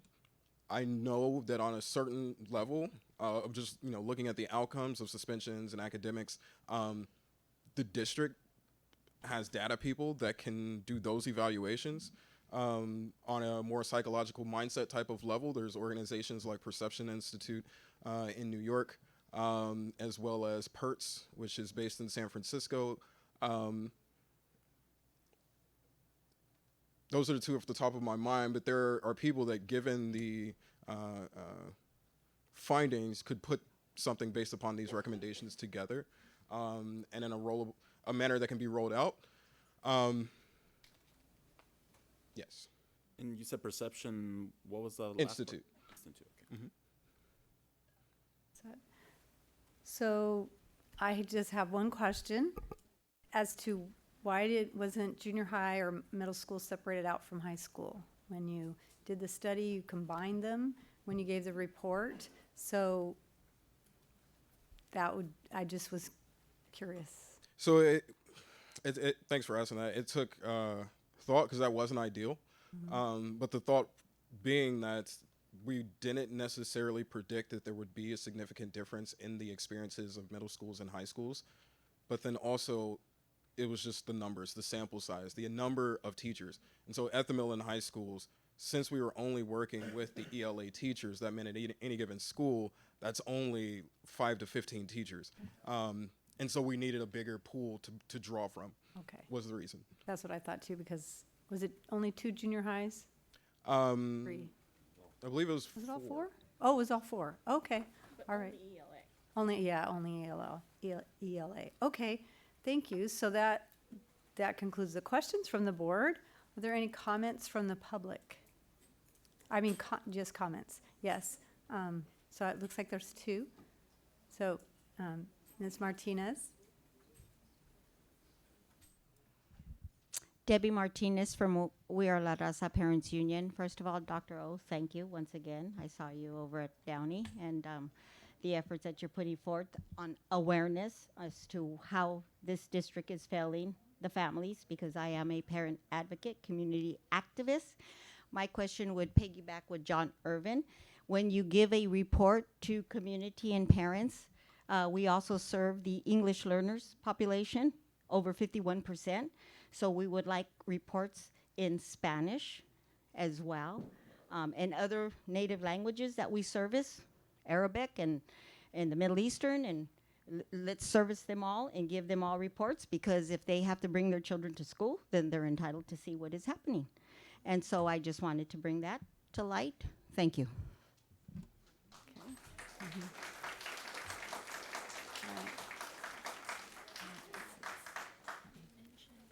Good evening. My name is Rose Mitchell. I'm with the NAACP as Education Chair.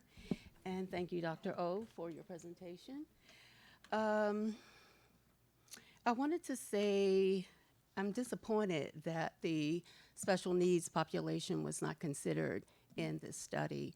And perhaps if they had been, we would have learned earlier that these students are having such difficulty in school with bullying and other issues that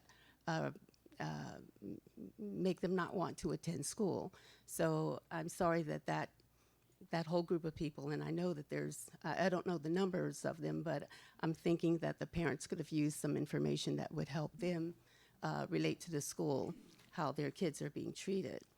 The other thing is, I'm not sure how many teachers volunteered for this program to participate with the online surveys that were going out. And I'm wondering if there's some ways that you can think of incentivizing the teachers to, because, I mean, this is like 1.5 years of Dr. O's time, so he still has another 1.5 years to go, I believe, if there were a 3-year. No, I think it's. This is it? Yeah, this is the final recommendation, so. Okay, well, I think that the teachers need to be incentivized to participate in the future of whatever is to come of his work and recommendations. And it seems that if teachers aren't willing to do it, then it should be mandatory that they participate. If you have other surveys that the other part, the second part of this, the intervention part of this, would go out. So I'd like you to think about that and think about the community, who's in the community, and who else can help you come up with ways to pull this together, because many of the schools are hurting with attitudes of teachers that necessarily don't change, or they don't, people don't really like to change. Change is very difficult for some. And I wish you a lot of luck in pulling together a group of folks, including parents, that would help come up with intervention strategies and ways to support the teachers in accepting this mindset intervention program or process that Doctor is talking about. Thank you. Thank you. Thank you.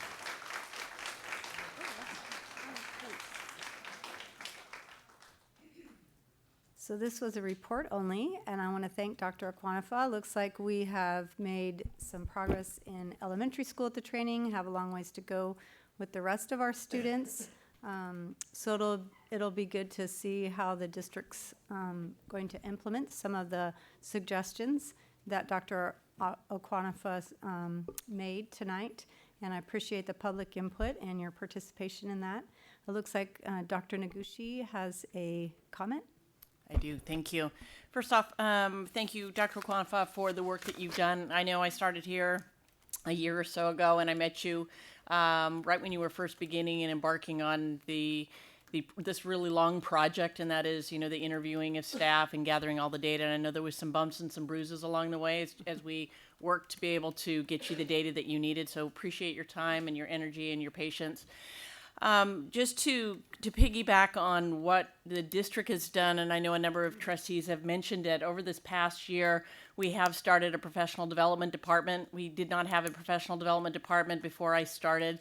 And in that work, we've done a number of things. One, with the support of our unions, MTA and CSEA, we have negotiated a 0.5% incentive.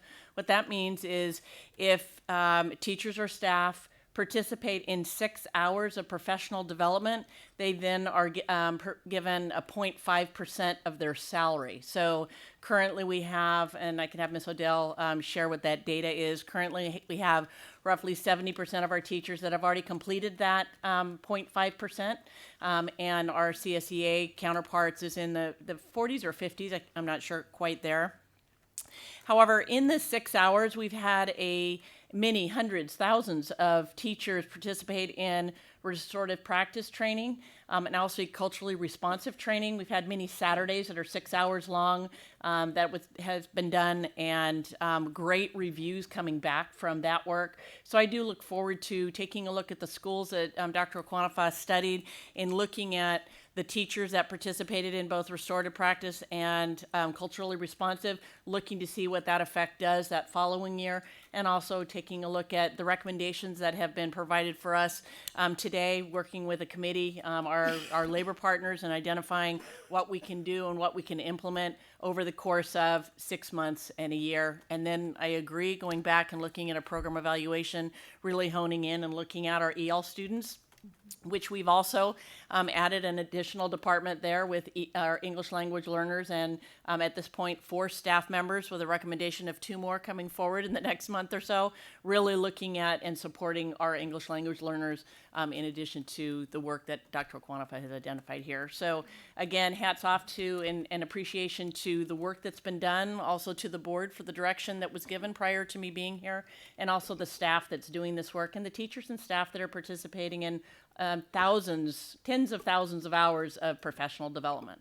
And with that, I'm going to ask Ms. Odell to just share the number of staff and teachers that have participated in that 6 hours of professional development. You can get it? I shut it, and I'm pulling it up again. Actually, I don't have a pen, so you have it. Great timing. I actually pulled the report this last week, and right now, with our certificated staff that have completed the 6 hours, or they are in the middle of completing those 6 hours, it's 57%. Classified, it's 32%, and management is 64%.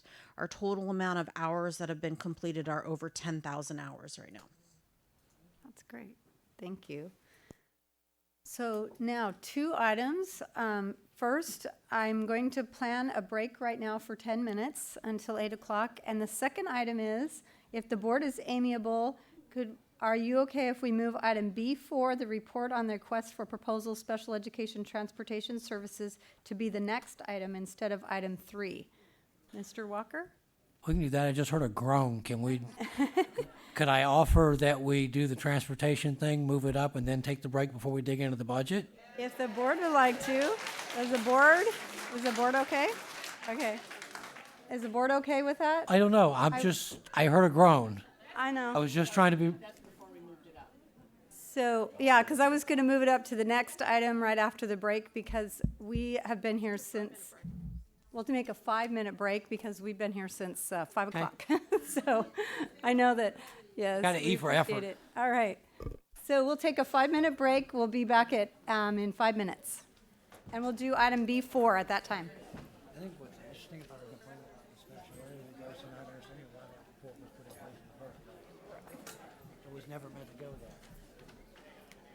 but I love the fact that I now have a scientist correlating the fact that all that work was not really done.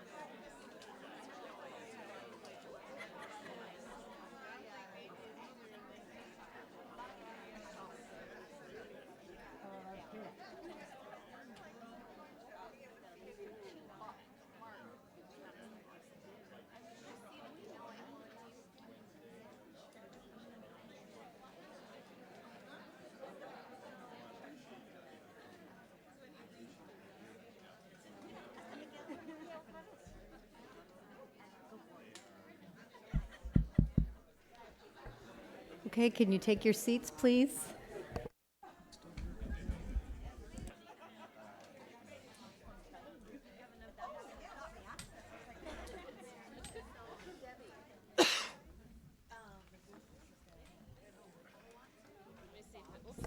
Before the break, I meant to ask the board to have a motion to change the items on the discussion action items, which I accidentally did before the break and didn't do it. So now I would like So to do moved. that. So moved by trustee Walker, seconded by trustee Newman to move item B4 up on the agenda to have it after item B2, which we just heard from Dr. Aquanifa. This, all those in favor, please say aye. Aye. Aye. Any opposed? Seeing none, it passed unanimously. Thank you, board. And now we will go to item B4, which is now B3. Report on request for proposal, special education transportation services contract. All right. And Tim, you So- got the remote over there? There we go. Good evening, Board President Marks and trustees. Tim Zierle, Associate Superintendent of Business Services, and I are going to provide a report on the request for proposal process regarding the special education transportation service contract. Tonight we plan to talk about the background, request for proposal process, RFP results, next steps, and then address any questions that you guys may have. Modesto City Schools SELPA provides home-to-school transportation services to students who are eligible for door-to-door transportation as listed in their IEP. So, Typically- Mr. Herbst, I'm just going to ask if you could just slow down a little bit. Oh, am I going Thank too you. fast?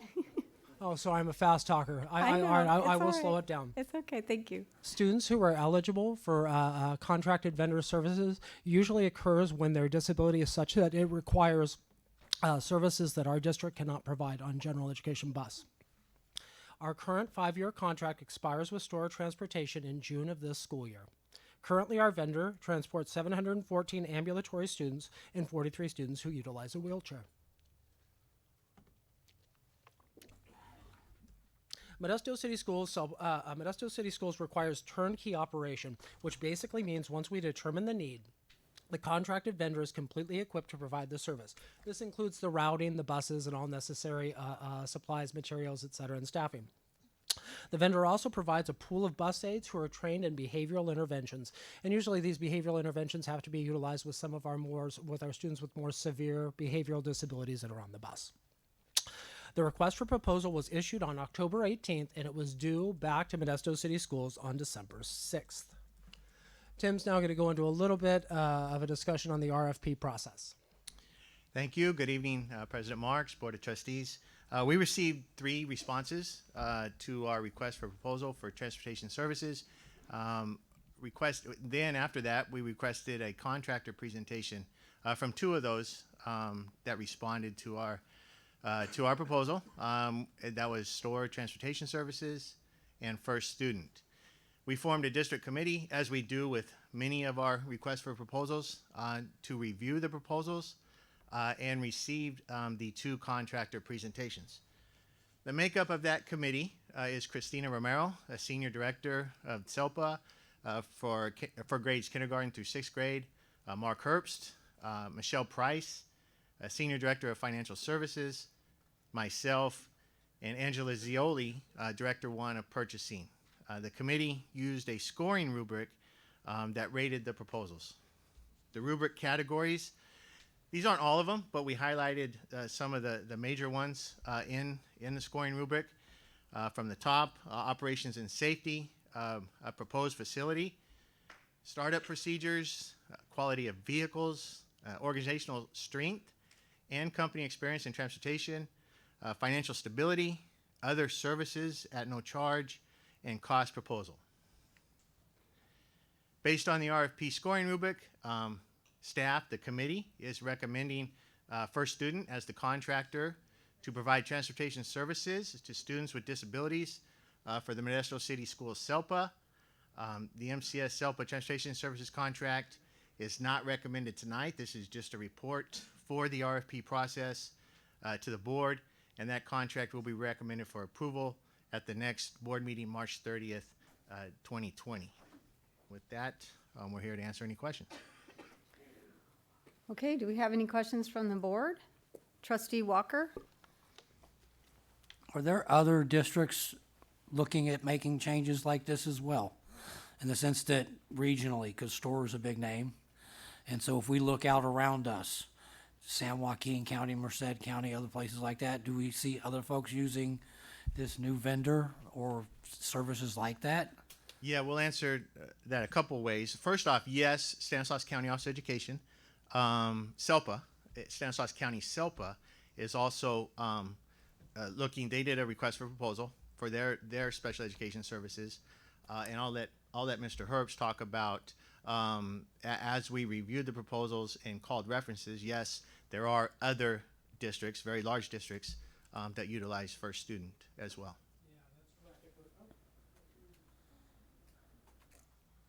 If we're talking about neighboring districts, Stanislaus County SELPA just went off to RFP for the same process. I do not believe First Student entered a bid for Stanislaus County SELPA. They did on ours. Stockton Unified, I believe, uses First Student. A number of large city school districts use First Student. And there's a district in Stanislaus County, I want to say Patterson, Newman, Crow's Landing, which I believe uses First Student regularly. Thank you. I was just curious just to get a feel for it. There's a district in Stanislaus County that uses them for regular at home to school transportation as well. That was it. Thank you. Are there any questions from the board? I don't see any. So let me just clarify. I'm just checking for clarification. So tonight, though the item says it's not approval for a contract, it is a report. Is that correct? Okay, so it's a report and not all right, thank you, that helps. This is, I mean, financially, it's a large amount, no matter who we choose. I mean, to provide specialized transportation for our students with special needs is a costly program. This was not about cost. But in order for the board... Please, sub decorum, please. In order for the board to Thank make you. a decision, it's been practiced to bring this type of a contract for approval to the board as a report before we actually ask you to approve it. So this is only a report. It's a report about the RFP process and to allow the board time before you make the decision at the next board meeting. Okay, thank you. So now we go out to the public for comment. So I'm going to ask a couple of questions. How many of you are here? I'm going to ask for each organization, and then I'm going to ask how many are here to speak from each organization. So, well, I'll ask how many are here to speak from for student first. First student. Okay, so, and then how many are here to speak from Storer? Okay, so what I would like to do is if you're going to speak, if you have nothing new to add, we'd be happy to hear or let you know from you that you agree with the speaker by raising your hand and allowing us to see how many of you agree with the speaker. And that way we allow 3 minutes per speaker. So I'm believing there's only one person from First Student here. Is that correct? So I will, and if you wish to speak, then you can form a line and come on up, and then I will ask if any of you still wish to speak on that same topic. So first person, and then state the organization that you're with. Ms. Martinez? I am with the Latino Community Roundtable, and we are La Raza Parents Union. And on behalf of the parents and behalf of community, we are against First Students. We want to keep storage in place. I have dealt with First Student in the past through the county on that bogus military school. They did not secure our children. And so we trust storage. Storage has allowed community and parents to go to their site, view their sites, and so we want to stay with storage. Thank you. Storer. Thank you, Debbie. Next speaker.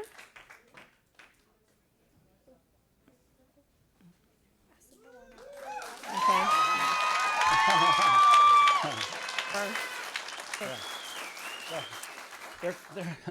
would you do me a favor, and if you wish to speak, please line up on the wall, against the wall on that side.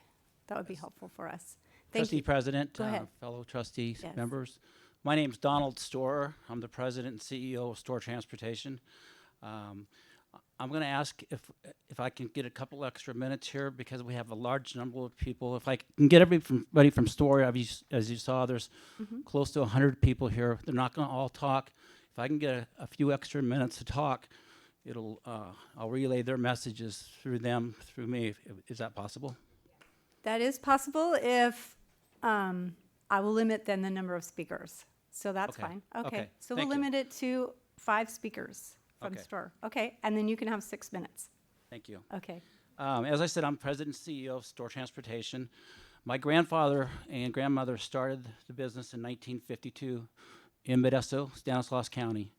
We are still 68 years based in Modesto, California. I'm the 3rd generation. The 4th generation works in the business. We are very proud of the fact that we are based in this county, and this is our hometown. And we found out about this agenda item on Friday afternoon. We had no idea it was coming. We saw the agenda item, we saw the recommendation, and after the routes this morning, we met with our drivers, and you can see the turnout that we had in support of our company. I'm very, very proud of that. If I can give you a little history. First of all, thank you, Modesto City Schools. We've been transporting your students for 68 years. All your special needs students. Our safely. We also transport many of your students to field trips and locations throughout California in our tour buses. So 68 years, thank you for the opportunity. Our company employs approximately 1,400 people in California. We operate close to 1,100 vehicles. I estimated this morning that we've provided 15 million home-to-school transportation trips for your students, your special needs students, since we started our business. That's unbelievable. Very happy for that, and to know that they were done safely. We have never had an injury to a student in California, a serious injury. So once again, long time, lot of history. Our impeccable safety record is unmatched. With the CHP, we've never in our history had an unsatisfactory safety rating in all the operations we operate in California.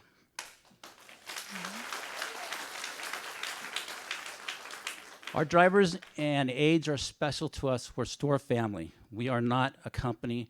They are not a number. They're part of our family. We treat them like family. They treat your students like family.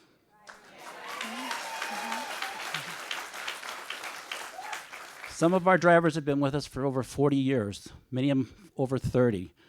75% of our drivers have been with us. They're at our top pay scale, which indicates longevity. 43% have been with us for more than 11 years. Unheard of.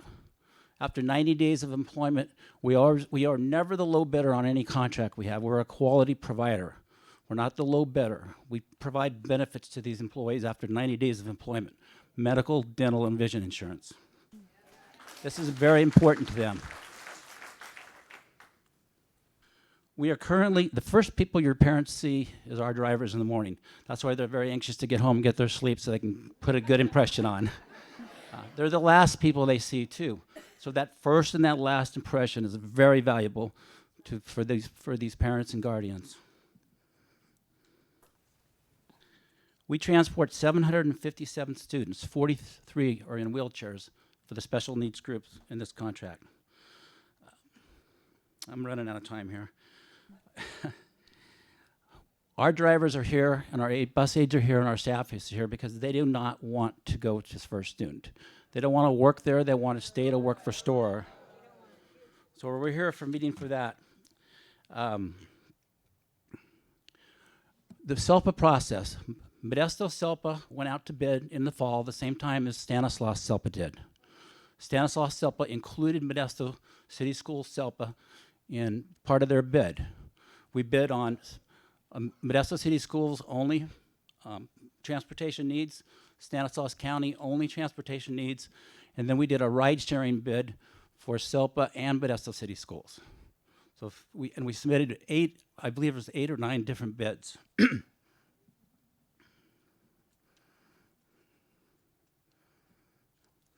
We based our bid on 64 routes. The RFP calls for 48. We're going to be higher because we had more routes, because this is what the services needed to provide the good level of service. Right now at 48 routes, we didn't feel like it was a good service level. Okay? So ride times and quality of service is what we focused on in our bid. And we wanted to make sure that when we're compared to another vendor, that the routes, it's not based on rates, it's based on the number of routes operated. We operated 16, we bid 16 more routes than what was called for in the RFP. We want to make sure we're compared on an apple-to-apple basis. Cost, except for the last 5 years, all special needs students in this district have been ride shared with other districts in this county. I'm sure, I think there's 36 or 40 different districts in this county, or you would know. But the ride sharing is a proposal that we've offered to the Stanislaus SELPA for both SELPAs to engage in. That proposal saves $2.4 million. If you ride share and you put the students together and so we can share cost. This is a significant amount of money. So ride sharing makes sense. We've did it for 68 years, and we.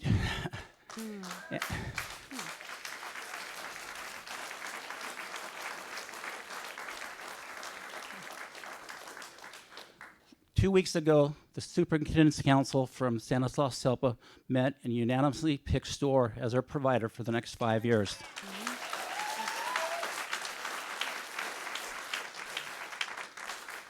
I talked to the Wait, Mr. Storr, your time is up. But if you wish to if one of your other speakers wishes to give you their time, then, okay, then.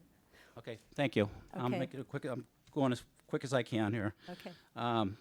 So ride sharing, what does that entail? That means that we can have a bus originate in Turlock. It can pick up students in Turlock. It can make its way through Ceres, pick up students in Ceres. It can make its way into Modesto, pick up students. And with Modesto being the hub versus the spoke, it cuts down on ride times for students. It worked for 64 years very well, and that's what we're proposing. I talked to the SELPA director today from Stanislaus. I said, we're having this meeting tonight. Is Stanislaus SELPA, even though you awarded the contract to us, are you open to the suggestion of having Modesto City Schools join in this ride sharing? They said absolutely yes. So what I'm proposing tonight is that you look a little deeper, you vet this a little bit out, you see the support, and maybe there's opportunities where we can save money, because when you have two different systems, there's no chance to share a cost. You can't share management costs, you can't share maintenance costs. We have to run them completely separate. When you run them together, you get the economies of scale and you save cost.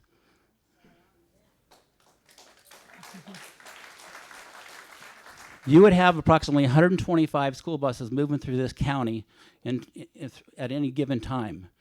These buses can pick up other students, and it's a lot more options with 125 buses moving around picking up students than there is with a limited number of 48 as we currently operate versus the 64 we propose. So once again, I consider you to do, first of all, consider that the bus aides and drivers and our staff are so important to the lives of these special needs people. You can't believe it. They're like family to them. And this is a very special bond that we do. We started with special needs, and we still continue. Most of our business is special needs in the state of California. So we urge you to consider them and what the impact would be if you switch vendors. It would be significant on their lives. You have a track record with us of 68 years. This is not about a score sheet. This is not about a new relationship and who is this guy and who do they work with. This is a relationship of 68 years. I'll put that relationship against anybody's anywhere.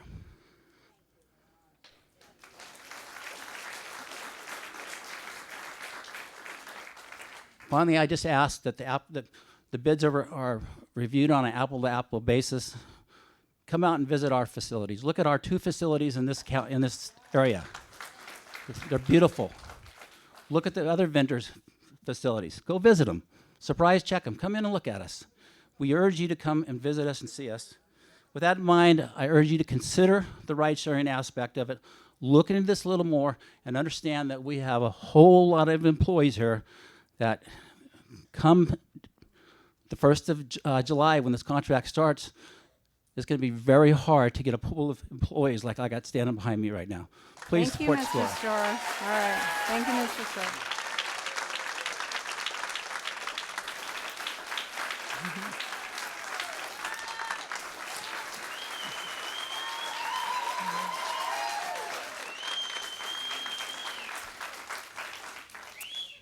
Next speaker.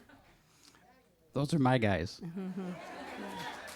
My name is Stephen Fernandez, Vice President for STORE Transportation Service. I've also been your GM for your special ed school bus operation for 26 years.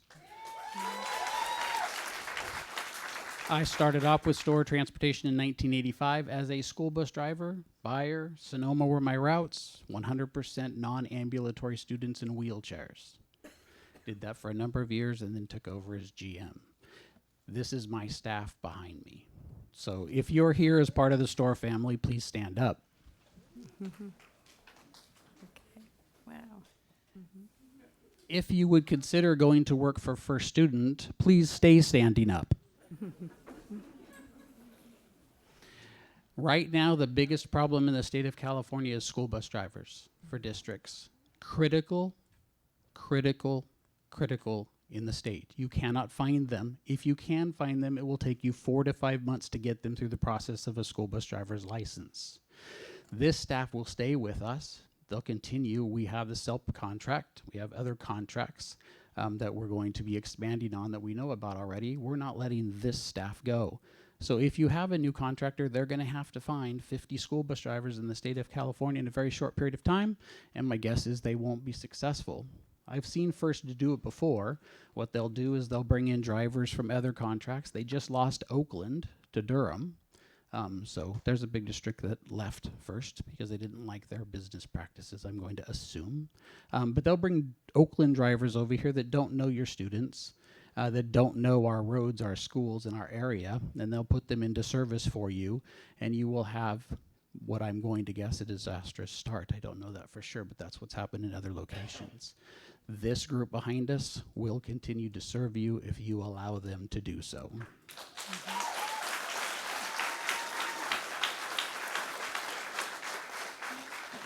For years, we wrote routes that combined the Stanislaus, SELPA, and the Modesto City School system into a combined group. We were very efficient in doing that, in moving your kids along with Stanislaus SELPA kids. Your kids experienced shorter ride times. We were able to do it with less routes because we had more buses, more bell times to work with, more staff.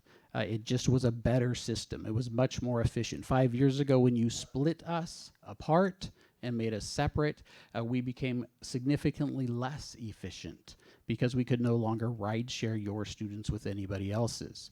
I highly recommend that you take a look at that. It's a $2.4 million savings to all the districts in this area if you do that. And I would highly recommend that because that's efficiency. That allows us, your vendor, to be efficient. Your time is up. Thank you. Thank you.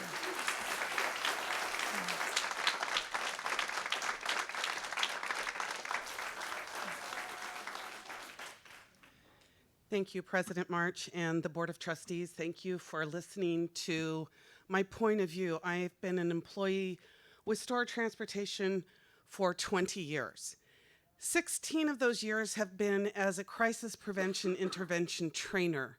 I am a trainer at the master level, and I have trained over 1,500 hours of crisis prevention intervention for our division. Currently, I also drive for STORE, And I have gone to Modesto City Schools and graduated. My children went to Modesto City Schools, and I have a granddaughter attending Modesto City Schools. So my roots are very strong in the community.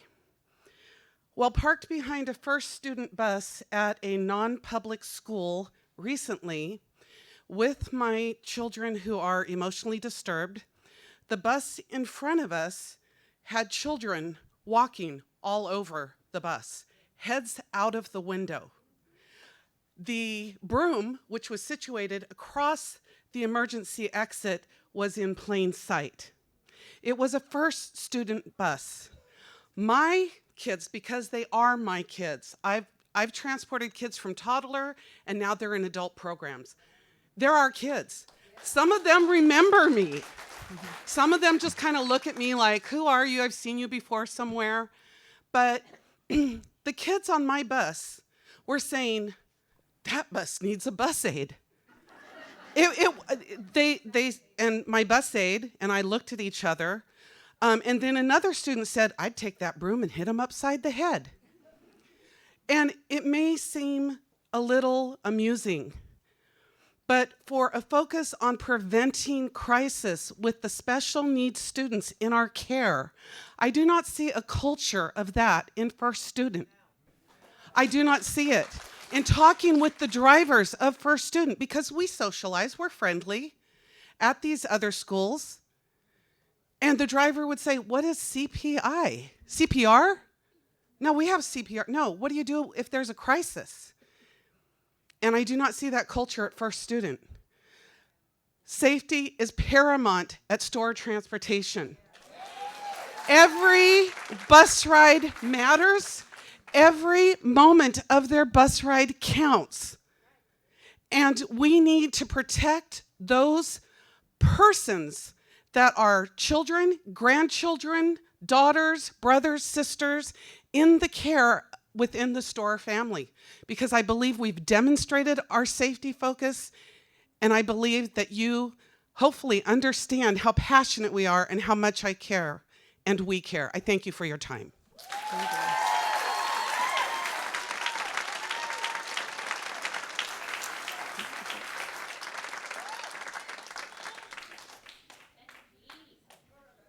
Hello, my name is Becky Ann. I am with STORE this year for 43 years. They are my family. These are my babies. I am a wheelchair bus driver and First Student. They have no record as far as safety and compassion with their kids. They just not, I would be ashamed to even have to drive for them. So I would just appreciate it if you guys really took this into consideration, that they are not what we need. STORE family, they are my family. Mr. Storer was in high school when I started driving. So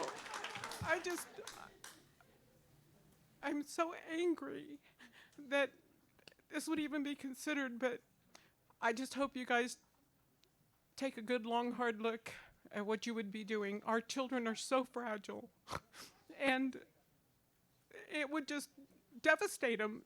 Sure, they'd probably get okay with it in a while, after a while being with somebody else, but these are our babies. I've had 2 wheelchair children graduate, one from Fresno, one from Sacramento State, and you know, I've taken them from babies to college, so I'm just here to just support and hope you guys take it all into consideration. Thank you. Thank you.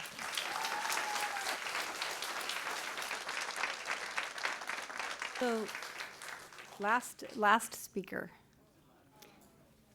We had said there were 5. He gave up 1. If you wish to trade places with this one, you can have all 3 minutes. We'll start it over. Okay. All right.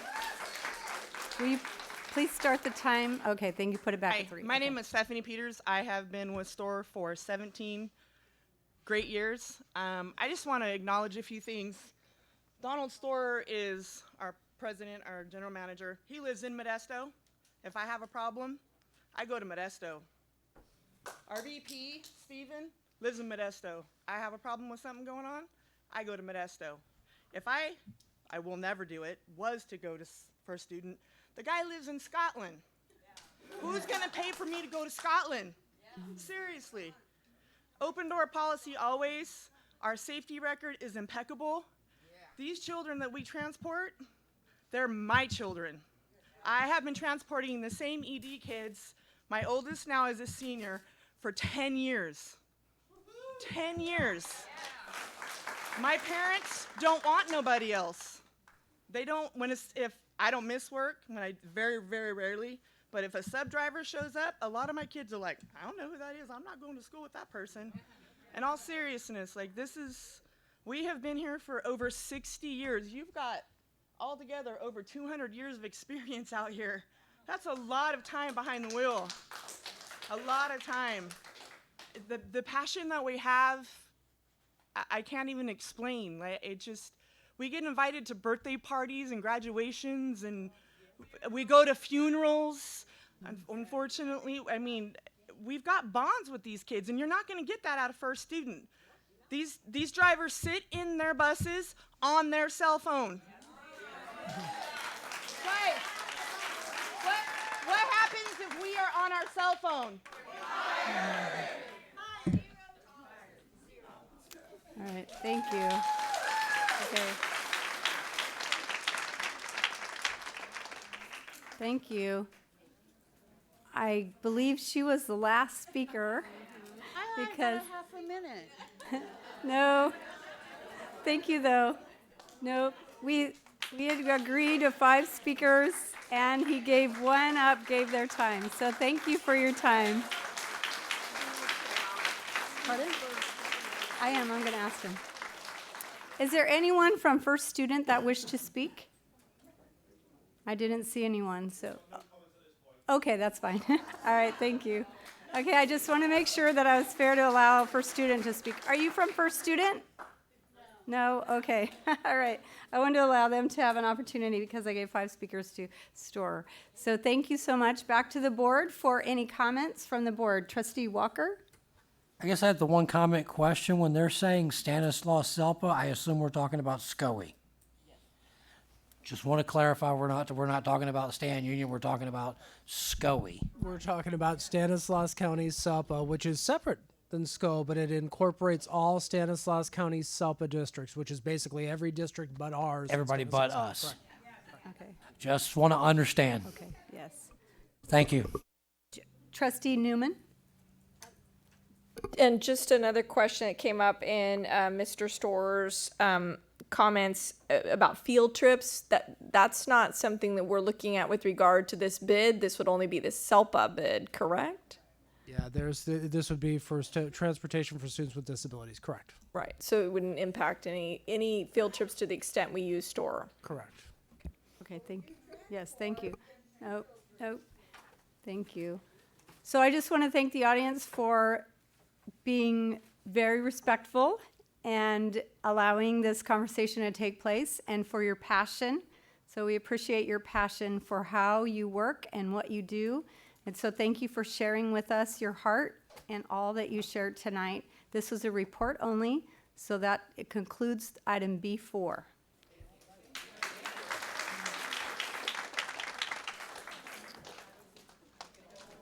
We'll allow a moment for the audience to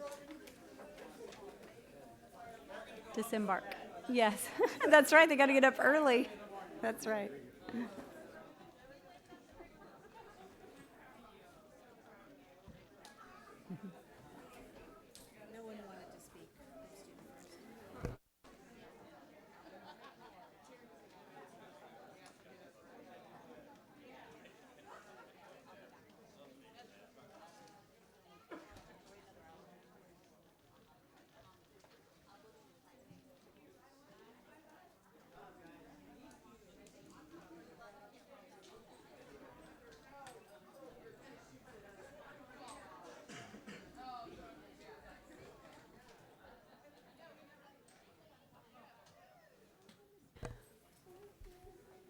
Okay, Mr. Zerly, are we okay? Okay, so item B3, approval of second interim financial report for 2019-20 and positive financial certification.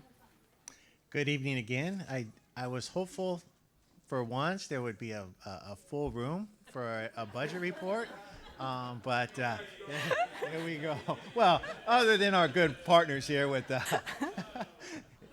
anyway, thank you again. We are here to discuss the second interim budget report, and you see my name on the presentation, but I have to give comments to Senior Director Michelle Price and Budget Manager Jennifer Garcia, who are the ones responsible for this. I just get to put my name on the report and present it to you.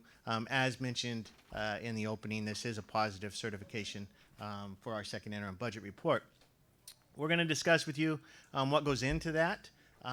It's assumptions around average daily attendance, revenue assumptions, expenditure assumptions, the multi-year projection, which is a requirement, in interim updates, next steps, and then questions.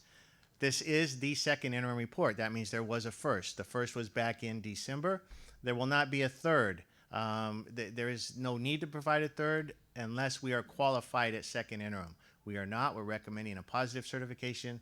So this is the last time you will receive a formal budget update for the 1920 budget year. So the first thing we look at is our average daily attendance from first interim. And the reason we do this is we do not have P1 attendance figures completed at first interim, so we're still working on projections. We're pleased to report here that our high school attendance is greater. It was greater at P1 than projected. We use calculations to determine how that will end up at P2 historical data from P1 to P2, which is what we're funding on, and we're confident that we can increase this. We have a level of certainty that we can increase our high school ADA based on where we're currently at in our P1 attendance, and that's an increase of 35.26. Projected enrollment change, you've seen that has not changed since first interim, and we are projecting, you see what we're projecting for next year and then flat for 21-22. We do that because we are protected as a declining enrollment district. We will receive the greater of the current year or the prior year. So next year at this time, we may have to adjust 21-22 based on how our 2021 enrollment shows up at this time. This is not a trend you like to see, but it does reflect the decline, especially in the elementary district. And you can see for a number of years, even if we took this out prior to 15-16, you would notice that the elementary district had more students than the high school district. Based on recent trends, we are now below the high school ADA or high school enrollment at the elementary district. These are just a pie chart of our revenue assumptions at second interim. 82% of our dollars come from the local control funding formula. And so this is 6%, a very small amount comes from the federal government, 10% is other state revenue, and 2% is generated here locally. The local control funding formula, these are the assumptions we're using for the current year. You see this year we are funded at a 3.26% COLA, and then the projection year is 2.29 and 2.71. That is based on the governor's proposal. That could change as we move forward, but these are right now the projected COLAs for the out years. This is the funding scenario for the local control funding formula based on our elementary students. As you know, it's by grade span, and you can see the different funding levels starting with the base column, and then we get a grade span adjustment for kindergarten through third grade. That is to keep our class sizes at or below 24:1, and then supplemental add-on and concentration add-on. That's a total of $11,401 for a kindergarten through third grade student. The concentration column is based on 50% additional funding for the unduplicated pupil percentage above 55%. So I know that may be kind of confusing, but you'll see 87.97% or 88%. So we generate an additional 23%. It's the percentage above 55%. We generate 23% of what would be 4,260 per pupil. That's how we come up with the 1,402. And then you can see the other grade spans as we go on. High school has a different student demographic. We're only at 67.35% of unduplicated pupil percentage.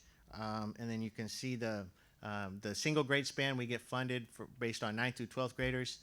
The amounts there, that totals 11,452. The difference being in the concentration grant column, that's a much smaller amount than the prior slide. That represents 67%. There's only 12% we get funded for above 55%. So that's why that's a much smaller amount than the prior elementary 88%. Other revenue assumptions at second interim, and these are changes that we have that we didn't know back in December. These are minimal when you look at dollar amounts based on our overall budget, but these are changes we're making at this point in time to reflect dollars we know that will be coming for us by the end of the year. The biggest one you see on here is the fire restoration insurance proceeds of $1.5 million. That is for Brett Hart. We're still working to close out that claim, but those are dollars we have received. That's why they're now reflected in our first interim. So taking a look at our pie chart for salaries, this is how it breaks out. And obviously the certificated salaries, classified salaries, and benefits are the biggest pieces of our pie. And then you can see how the remaining dollars are allocated through books and supplies, other services, capital outlay, and other outgo transfers. Expenditure assumptions. This chart just shows the increase that I showed you in an earlier slide based on our pension reform increase. This is no secret. We talk about this all the time. And you can see in 18-19, that was considered a really good year in which our base funding well outpaced the pension reform increase. And then the gap is decreasing in the current year and then in 2021. 21-22 is interesting. You'll see that in the next slide. And that is because STRS in 21-22 is projected to go from 18.4% to 18.1%. So that would be the first time we've seen relief. Although it's minimal, it is relief since the pension reform started. But PERS, you'll notice it continues to rise throughout this projection. And on the bottom, those are increases over the current year. So for 2021, it's $4.3 million.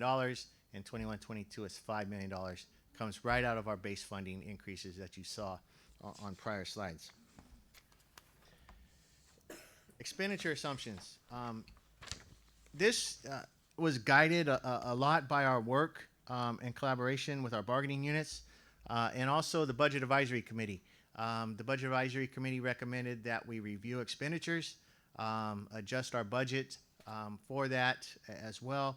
And as you know, in the past, we presented to you when we get to what is called the unaudited actuals, there's a period of time in which our projections exceed what actually happens. So in that case, we're projecting a deficit for a certain amount, and then we actually finish the year, close the books, and the deficit turns into a surplus.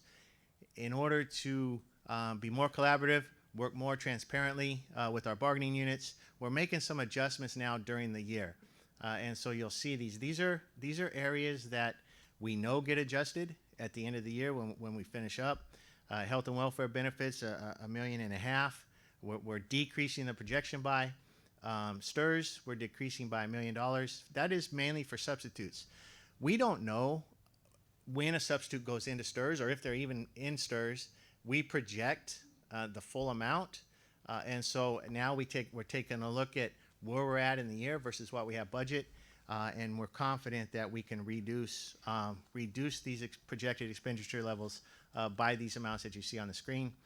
And property and liability insurance, as you know, in October or prior to October, the board approved us joining a JPA to provide property and liability coverage. We told the board at that time it would be an anticipated about $1 million less in our liability costs, and that is true. And so now we're reducing the budget for our property and liability coverage by $1 million.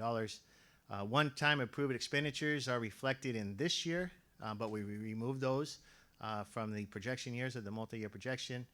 And then currently we have no increase in the budget reflected for pending labor negotiations. Multi-year projection, what do we have in there? The biggest is step and column costs. We project 1.5% year over year for our employees for either step or column costs. The previous slide that we talked about pension increases, those are in our multi-year projection. We remove any one-time expenditures in 1920. That's a current year, and you'll see the next slide what that really means. And then we also remove deferred revenue and carryover funds. These are one-time expenses that are added to the budget for the current year that we're in. We remove those in the multi-year projection because we're assuming we're going to spend those in the current year.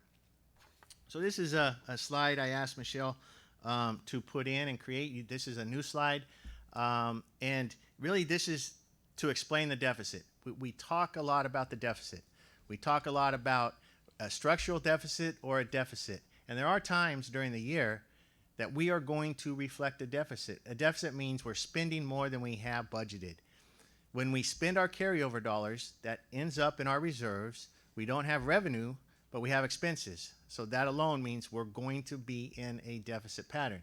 As I mentioned in the previous slide, though, we remove those from the out years in the multi-year projection. So it's one-time expenditures. It's not a structural deficit. Those are operational deficits that we've made a decision to increase the budget for a certain purpose. So if you look at the first interim column, we had at that point in time a net decrease to the fund balance of $16 million. That is not a structural deficit.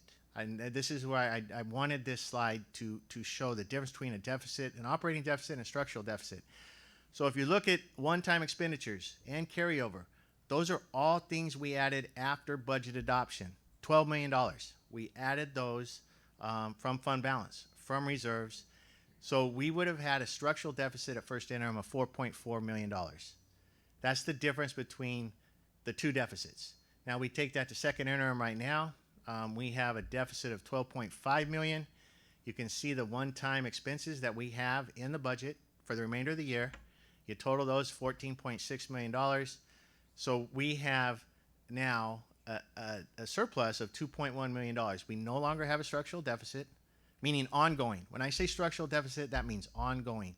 And so that's the difference that I wanted to point out. We have a $12.5 million projected deficit at second interim, but $14.6 million of that comes from decisions we've made to add to the budget.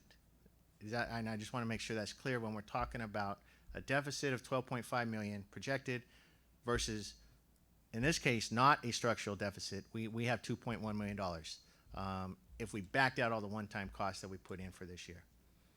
That's something I'm going to start showing you more often so we can see the difference. When we present to you at adoption, there's not a lot of one-time expenditures in there. That's mainly our ongoing revenues versus ongoing expenses. So it'll look a little different when we come back in June and present you the budget for next year. This is just a history. You can see our fund balance and the reserves that we have going back to 2018-19. We had a fund balance of $82.6 million, unassigned balance of $50.6 million after we back out the reserves, and we had an 18.38% unassigned reserve percentage in our unrestricted Indian fund balance. If we look at 1920, the column next over, and you look at the economic uncertainties line, you'll notice that it doubles. It doubles from last year. The board approved an assumption for us to go from 3% to 6%. So we are able to keep that 6% throughout the multi-year projection with our current assumptions. And then you go down and you can see the unassigned reserves. Now you might say that, well, if this is 6%, how is 23 million 8%?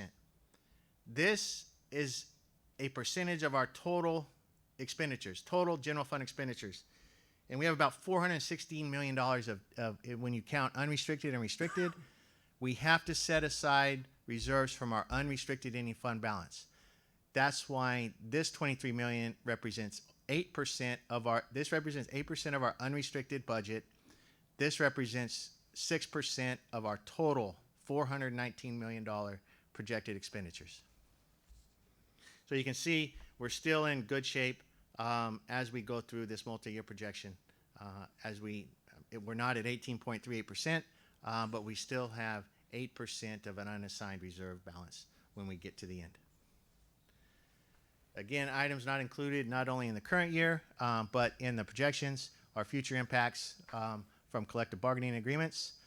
Next steps, we are pleased again to come to you as second interim, recommending a positive certification of our district financials. A lot of districts right now are not able to do that. They're struggling with what the governor has released in his proposal, which means their third year, their out year, they're having trouble keeping that positive balance. And with that, I'd like to point out one thing I didn't show you is all of our funds have a positive ending balance as well. Not just the general fund. I highlighted the general fund for you, but in the report is all of our funds, and they all have a positive ending balance. Thank you, Mr. Zerly. Questions from the board? Trustee Newman? All right, thank you, Mr. Zierli, and your team, your budget team. I want to go back to this slide where you're talking about, I think it was the 8% down at the bottom. I just missed the notation of what.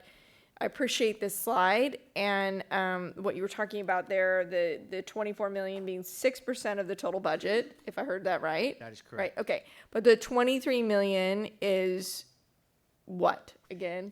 It represents the percentage of our unrestricted.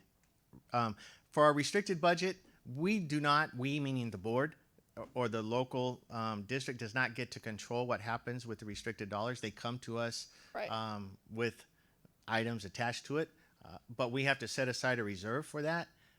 So the unassigned balance that you see at the bottom and the reserve percentage is just of our unrestricted resources. Okay, so the 24 million up at the top there and the 23 million, those are two different pools of money. I just wanted to point out that if somebody was to say the 24 million is 6%, wait, we approve 6%, but the bottom it's a little different.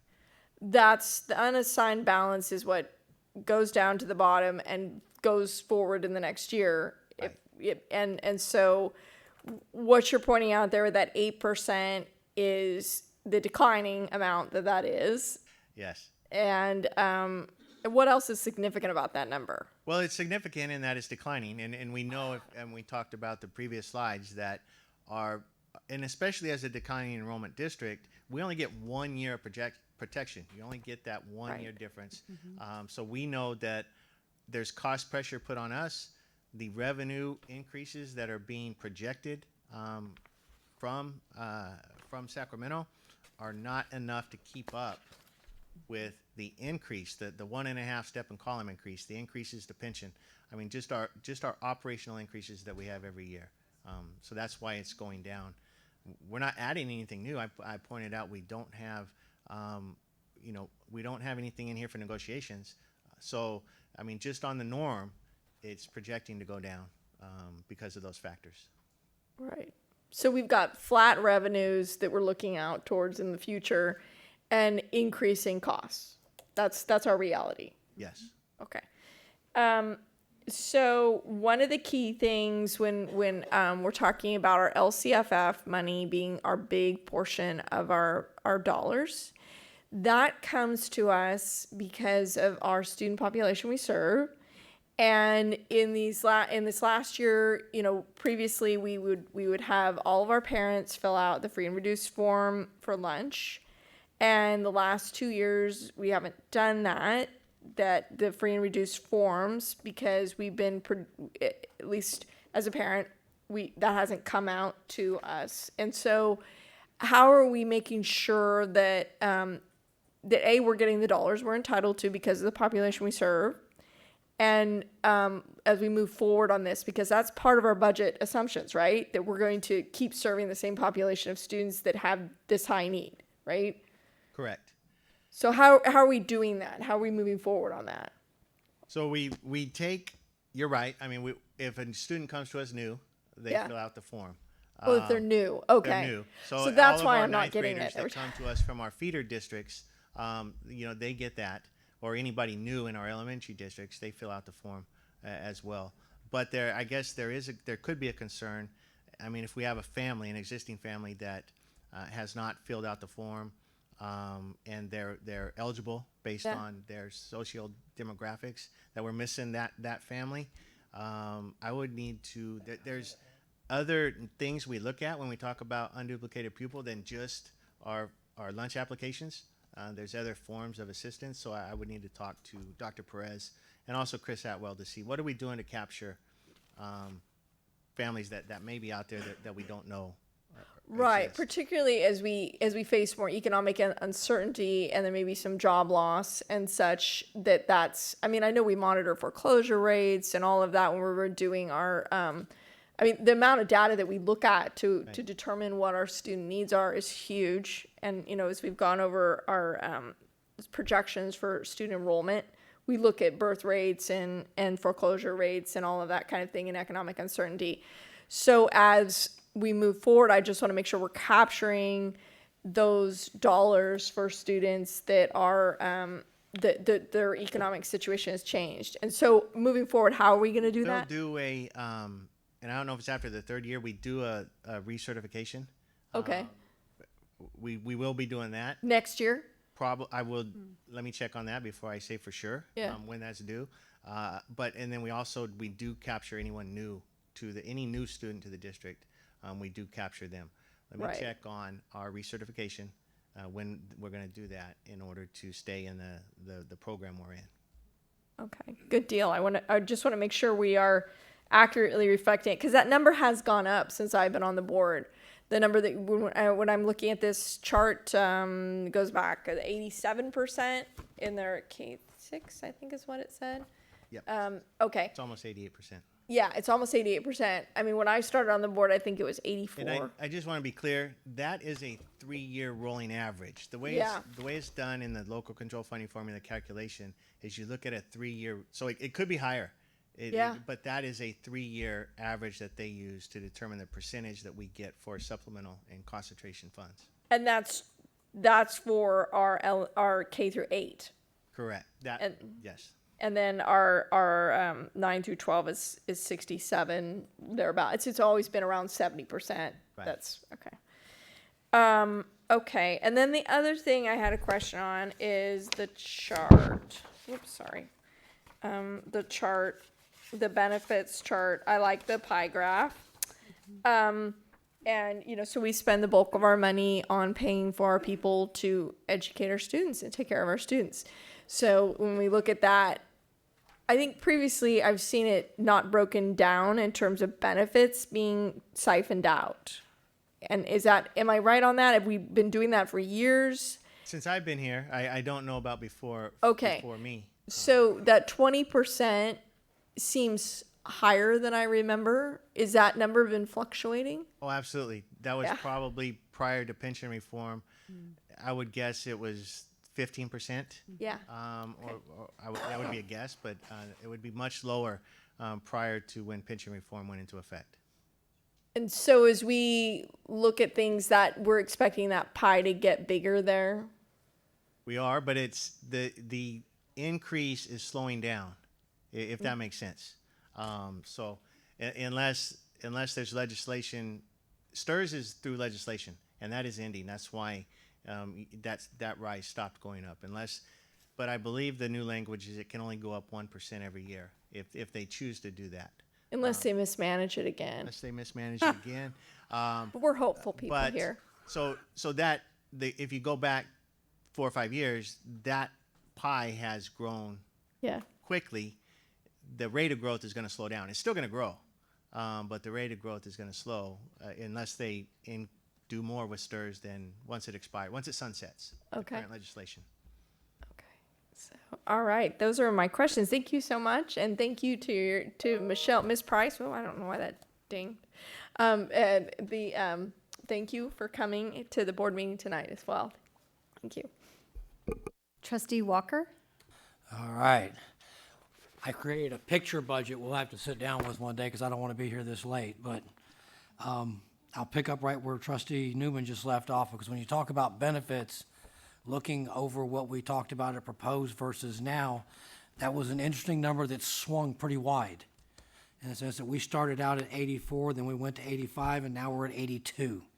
And so there's a multi-million-dollar swing between what we talked about last June versus proposed versus interim versus now, which leads the question as to, did the cost come down or did we just over forecast? It was one of those big numbers that stuck out as I went through this, just on that first page using your pie chart. So if you look at this particular slide and you add the first two together, that's $2.5 million. And so to answer your question, There's that, there it is. yeah, the bulk of it is right there. I mean, we highlight the major things on the slide. I mean, we can go through Yeah. line item, but there it's right there. No, that's cool, because that actually lines up, because that's the number in front of me Right. that I'm looking at. Essentially was a 2 point something, it's about 1.9 now. Right. But that explains why that moves so dramatically.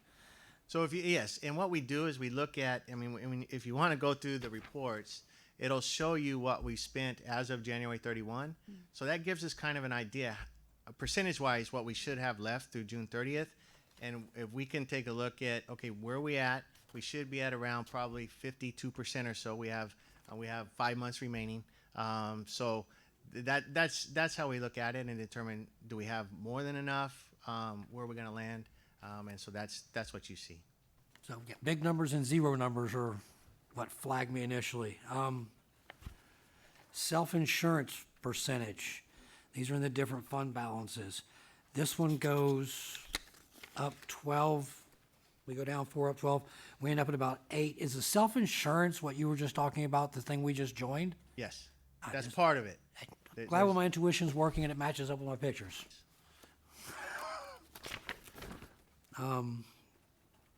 You talked about revenue. I went and looked. LCFF in the second interim looks like it went up 0.5%, which goes to Trustee Newman's talking about revenues decrease being flat. When I looked at second interim, it said 0.5% up on LCFF combined, 0 on feds, 0.3 on other state. What was interesting, it said other local was up 76%. What's going on in other local that jumped up almost 76%? Yeah, that's common. The fire insurance probably would be under other local, but those are things that we can't project those until we actually see them, and then when we see them, we budget them. So it could be any number of things, but that would be I was glad it was a positive number. It wasn't a negative 75, which should can never happen be too. a negative.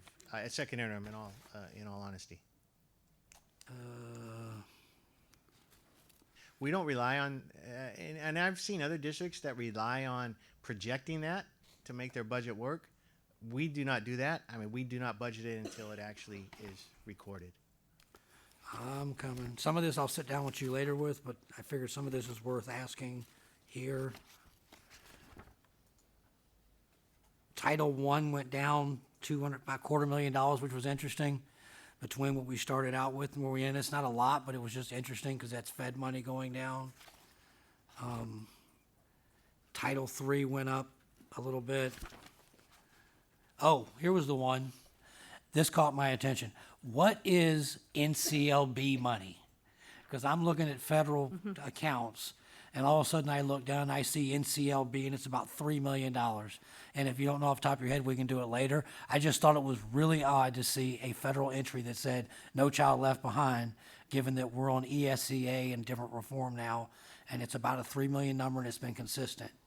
I'll We can sit down later. Yeah, I'll.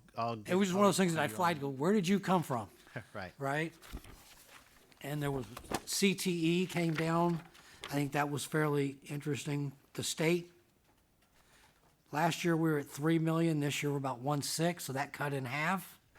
Fed money stayed flat, which means CTE fund balances looking forward look to be much lower than they have been in the past. There could have been, and I'd have to look and see, there could have been some deferred revenue in the CTE program from Yeah, there was last deferred year on that the we state didn't level. spend, and so that's why it was higher. We may have spent those dollars. That's why it's not included now. Well, I knew that grant money at the state level dropped off, but the Fed level also dropped off substantially too. And when you combine the two, that's a pretty decent cut in that balance. We'll analyze those for you. And where's the salary guy that threw me off? We'll go through this together sometime sitting down. And I can't find it, but the question was essentially one of the big numbers that stuck out when I went through each one of these fund balances piece by piece. There was a large shift in classified employees labeled as instructional. which I hadn't seen before. And at first it sort of threw me off to see instructional and classified, but then it was a fairly decent increase that I thought stood out.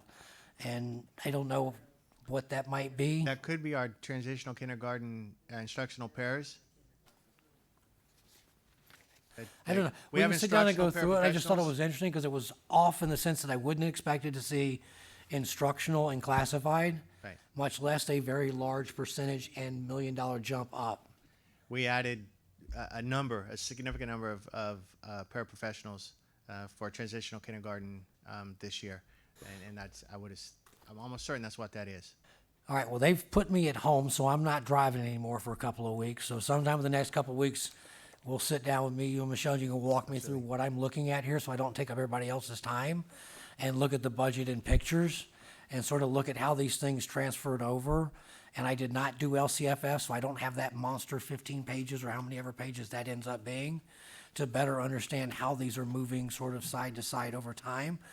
And the reason I did this year is because I think, if you just pointed out, revenues are flat. We don't, if I'm not mistaken, we don't see anything large coming in the sense that there's no large increases at the state coming downstream. Fed doesn't change very large, so now we're sort of working with a stable base. Correct. And so that's why I'm digging into all these different pieces now, saying, okay, now where's things moving? Where can we find efficiencies? Where can we save like you did here?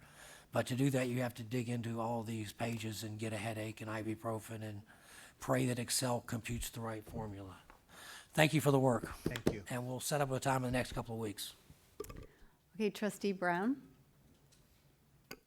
Okay, first I have a really simple question. Page 5 in the handout, there's a word that just doesn't quite fit with public education. That's special education tuition. So that word confuses me. Can you help me?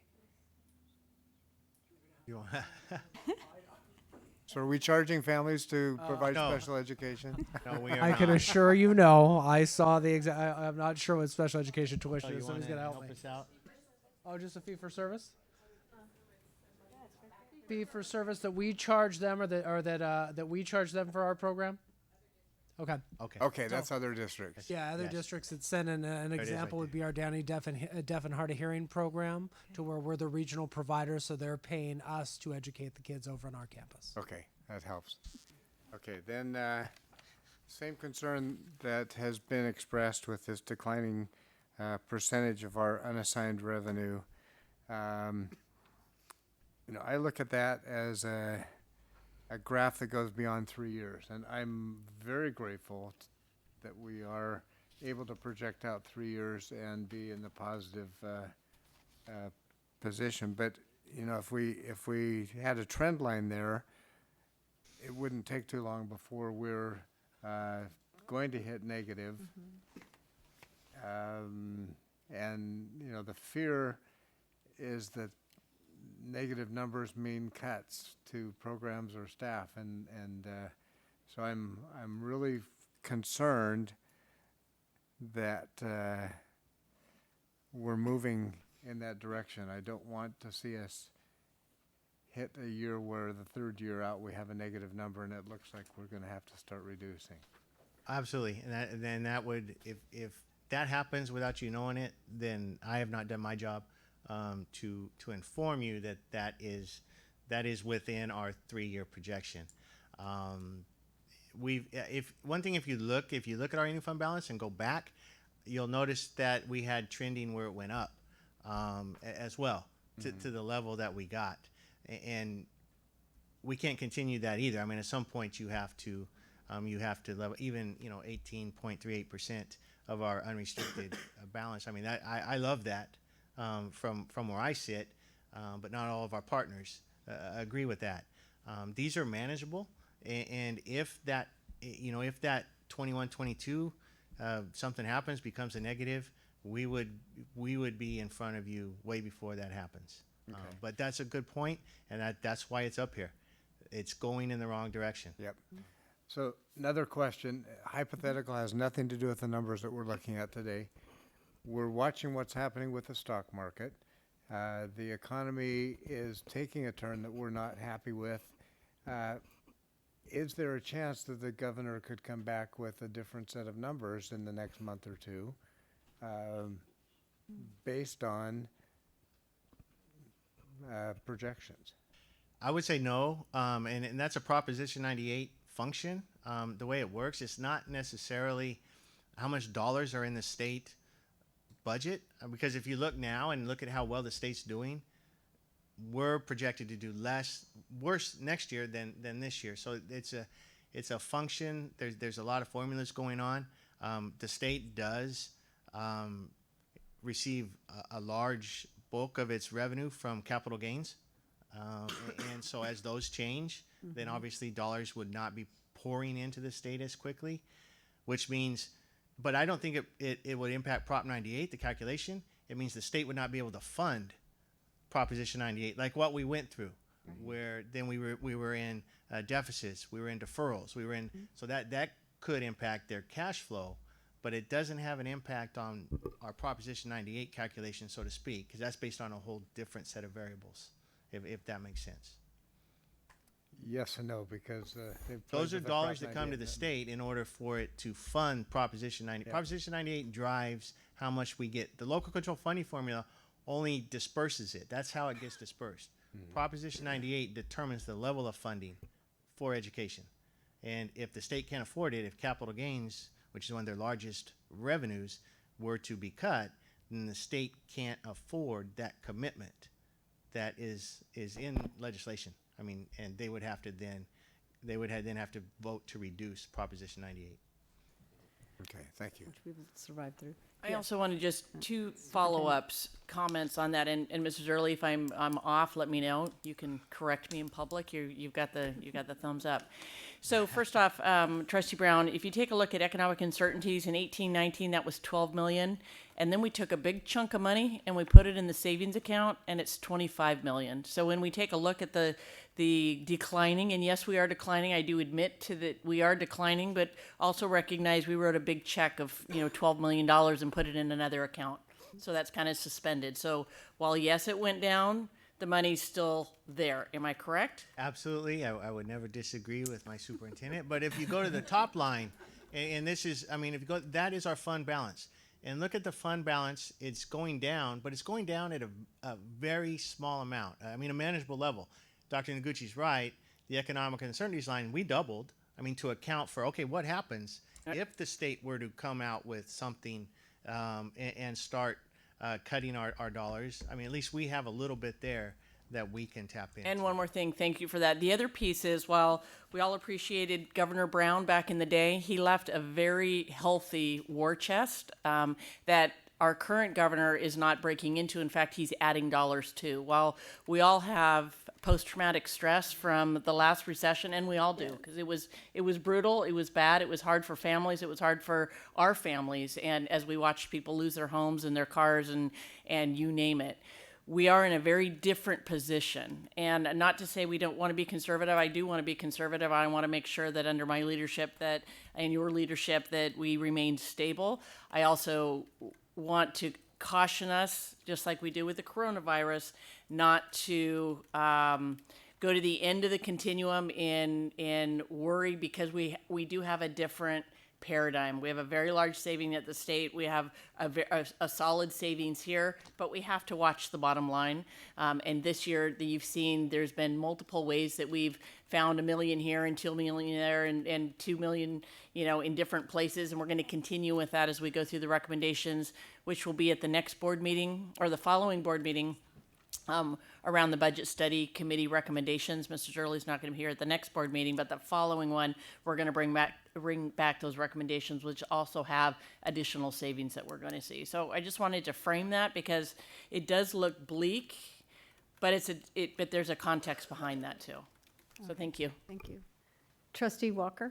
Okay, so one follow-up off of Trustee Brown's question, only because it reminded me. There's a different piece of this with the stock market that did come into a play about 18, 19, 24 months ago. PERS is not required on regulation to be done. PERS raised their discount rate to 7.5%, which drove up our contributions because they didn't get the return on investment they were looking for. And so STRS is legislatively controlled. PERS is not. And so if you're watching that number, that's where you watch for them to get hurt, because they don't have to do anything but make an announcement with an oversight board, and they did that about 18 months ago, drove that contribution up because they weren't getting a return. I would absolutely be watching what PERS does. One of the largest retirement funds in the country. They value it differently, but they can trigger with a vote based on exactly the scenario you were mentioning, because they're not constrained by legislation. It's a bunch of dudes sitting in a round circle like this, or girls and ladies. They decide they didn't get what they want and they bounce it up and it rolls downhill. And so, yes, I would be watching that, given where we're at, that I would expect tax receipts to come down a bit. And I would certainly be watching May revise, because as you mentioned, California lives and dies on capital gains. Not just us, but the state budget as well. And again, good job. And after you come back, because apparently you're going to be gone, we'll sit down and go through my picture budget. Thank you, John. Well, I know in the past, the state has not always been our friend. They have asked us and bled us until we couldn't give any more. And then they blamed us for everything. So I just hope that even though there is a rainy day fund, which I appreciate Governor Brown for making that available to the state, I hope that we will receive some of it when it comes, because I remember when we got, I want to say 75 cents on the dollar, and it was very difficult with all the deferred payments to us. So, but I do have a question so it's on the actual budget. I do not know what page it is in the item, but I will give you the title of it. It is the second interim general fund summary, unrestricted/restricted. It's revenues, expenditures, and changes in fund balance. So it's like the total, and it's page 5 at the bottom is what it says. So for maybe Michelle, if she's back there, I don't have it's about, let's see, maybe 10, 12 pages in. It's right after, I want to say, the multi-year projections. Anyway, so my question is, on the projected totals for total revenues, it has us at 397 million. Okay, we'll just keep it at a round number. 397 million for the total revenues and projected year totals in column D. The very next page is the projected year totals for the expenditures, and it's 408. Well, we'll make it 409 million because it's very close to that. So in that, we're actually planning to spend 11 million more than what our revenues are coming in. So I did not know if we're actually deficit spending that 11 million, just because it's projected year totals, not the original budget. But the board's approval was 391, and the board approval is 407. So those are still like 10 million off. Yeah, at this point, we are projecting to deficit spend. Okay. Part of that is planned. We've added to the budget for these areas. So this is the point in the year where you're almost certain to have a deficit in your budget, even though it's not a structural deficit, Right. because you're spending reserves. We're projecting to spend reserves. Yes. And so yes, we do have 397 million in revenue and 408 $1 million in expenses. So Yes. so that is correct. Yeah. Is that what you're asking? Or? That's what I was Okay. asking. I just want to make sure I read those numbers correctly. And so just as we move forward, I have concerns as we see that we're deficit spending, how we make the decisions for the future. So I look forward to the Budget Committee report and options for ways to lessen the impact of the expenditures, and then also find ways to create more revenue in some way by more students or whatever the plan is that has come up. So it is just disconcerting that we are deficit spending and just watching the numbers go down. I'm glad they're not going down as fast as they were going down, and I just hope that as we make our decisions for the future, as we watch the state and keep in mind what's happening in the state, we will be cautious. We, yeah, and it's a projection. It is a projection, and we budget conservatively, which is why you'll notice a trend that it's many years it's better than what we project, just because we don't spend 100% of what we're expecting to spend. So, Yeah. but it is a projection at this point in time. Okay, thank you. That's good. So this was a report. Is there anyone from the public wishing to comment? Seeing none, back to the board. Any other comments? This was a report only. We will move on. Approval. Oh, is it approval? I am sorry, it's approval of the budget. Sorry, the budget assumptions. Moved by Second. trustee Newman, seconded by trustee Walker. All those in favor, please say aye. Raise your hand. Aye. Any opposed? Seeing none, motion passes unanimously. Moving on to item B5. Approval of first reading of proposed draft of board policy 5141.52, suicide prevention. All right, good evening, everyone.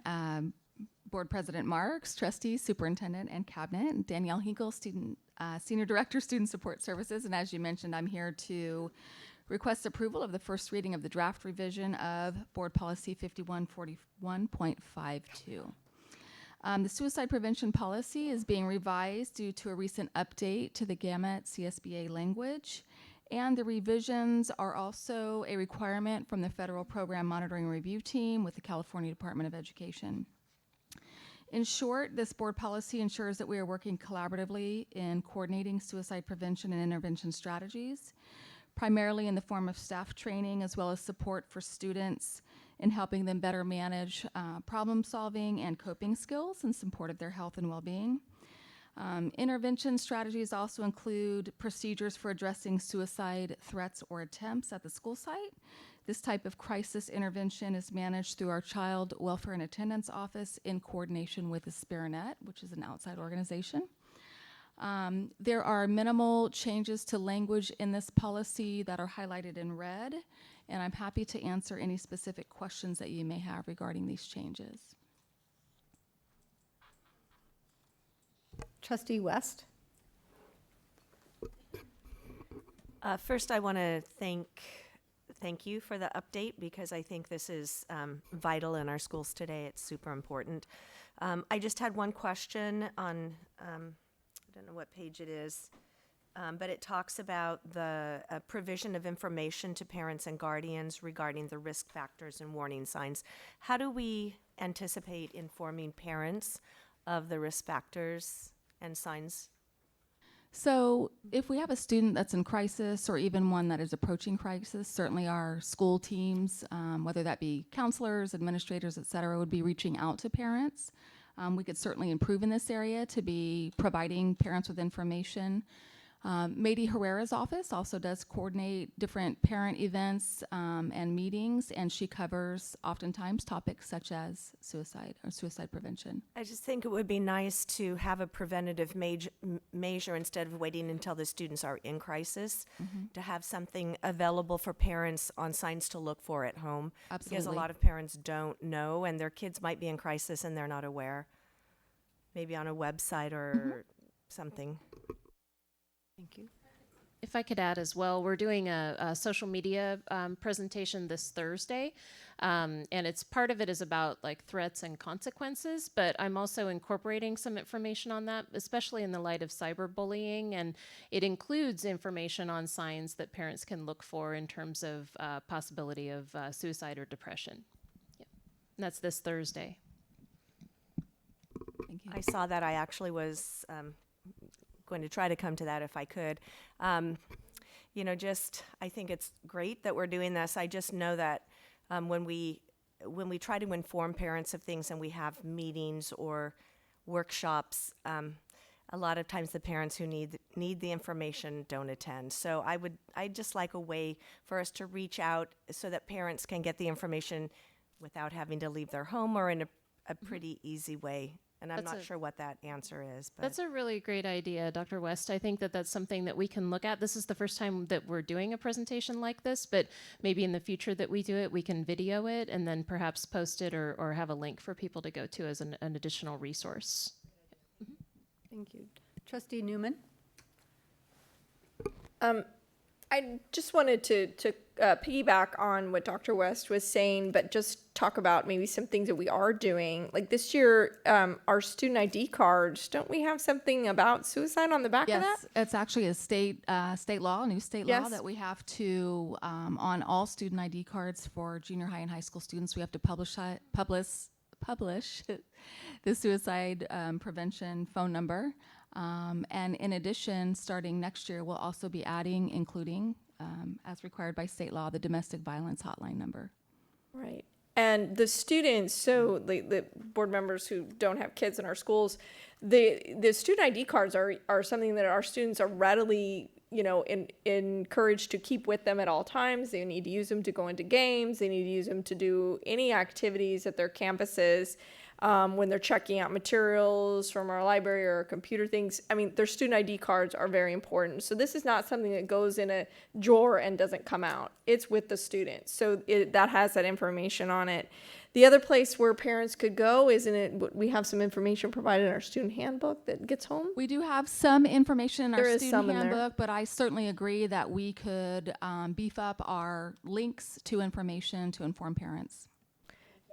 And the students, when they get the student handbook at the beginning of the year, students are required to bring back my parents looked at this and signed this, and yeah, they are. It's part of what the students get a grade on in the class. It's considered in there. I have to sign that every year for both my students, and so whether they look at it or not, that's up to the parent, but certainly that is something we encourage them to do and that is encouraged by our staff, and I appreciate those efforts. That's the question. I just wonder how many actually read it before signing.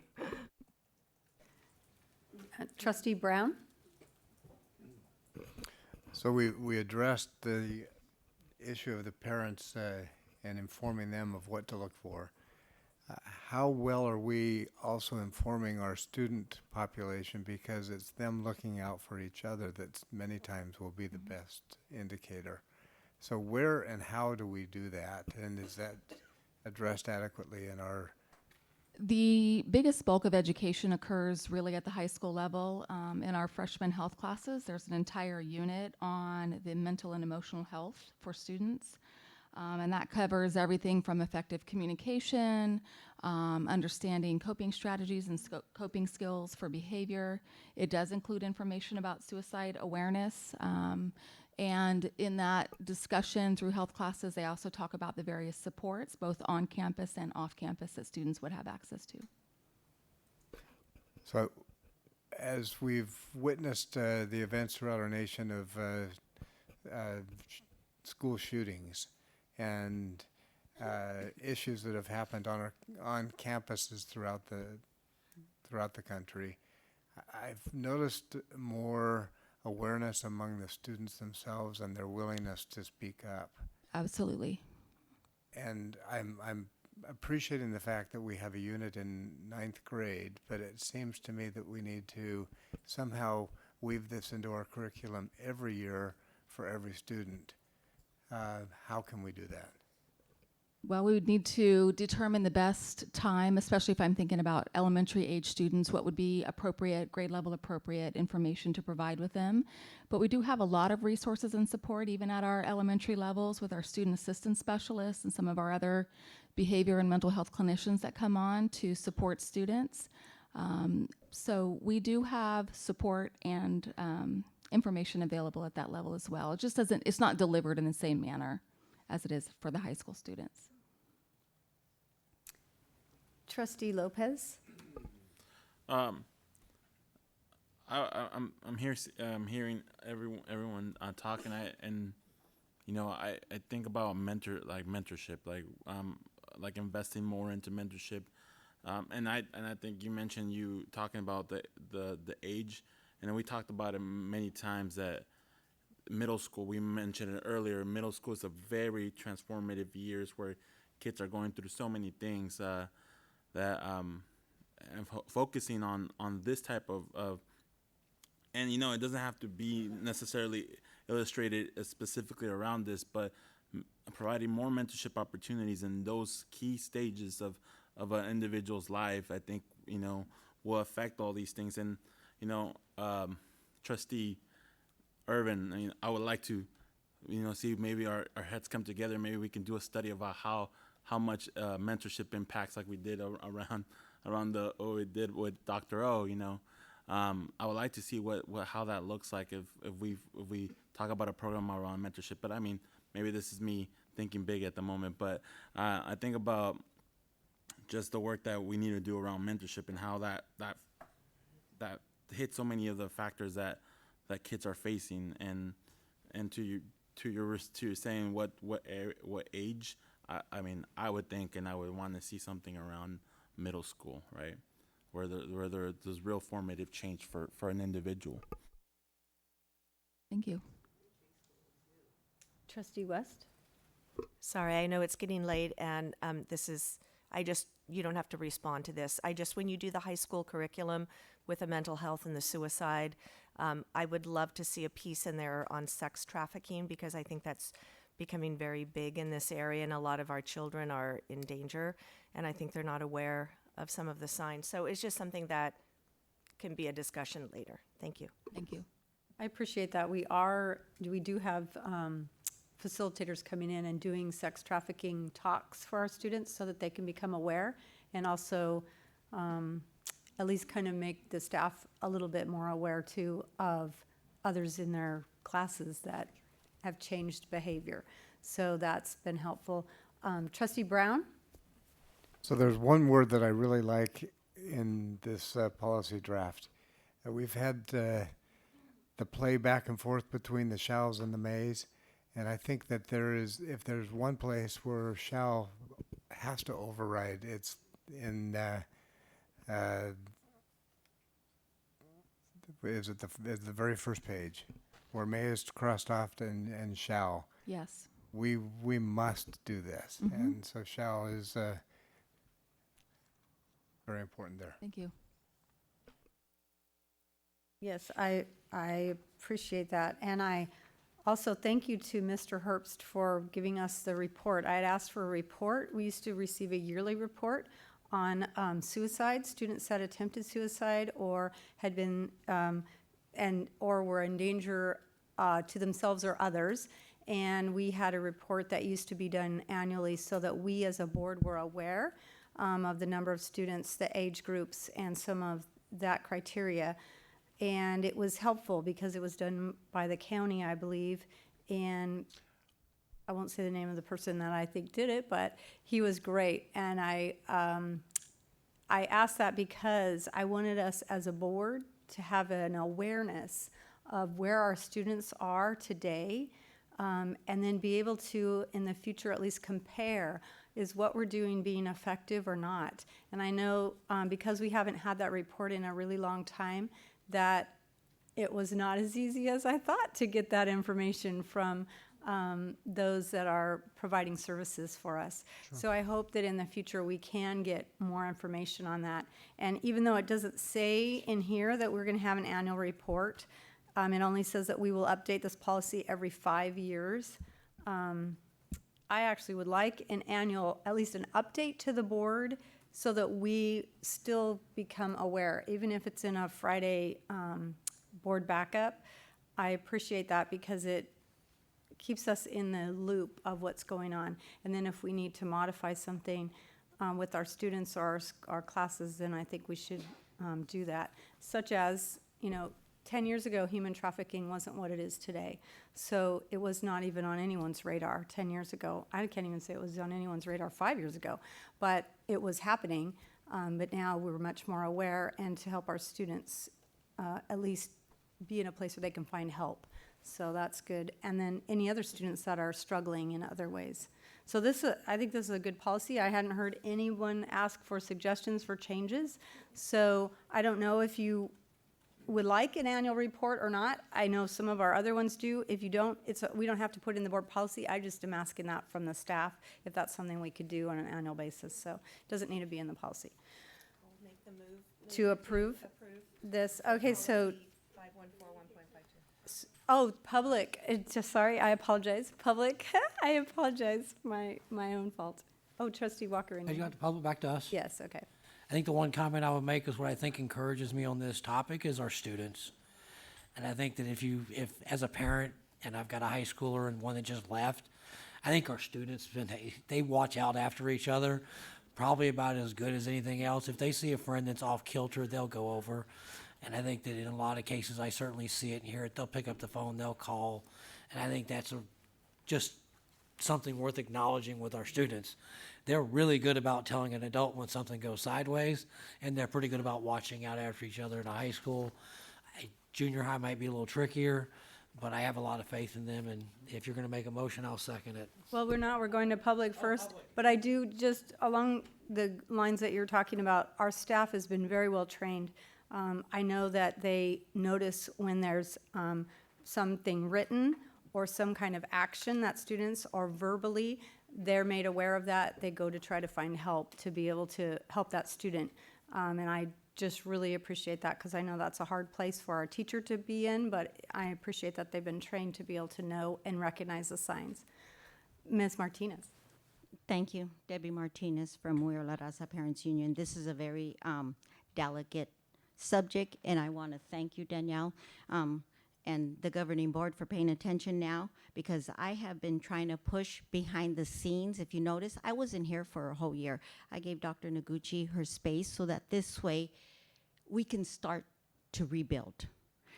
I've been trying to push with Stephen Brochet, asking for the SB 9 ZETS law since 2012 when it was implemented on suicide.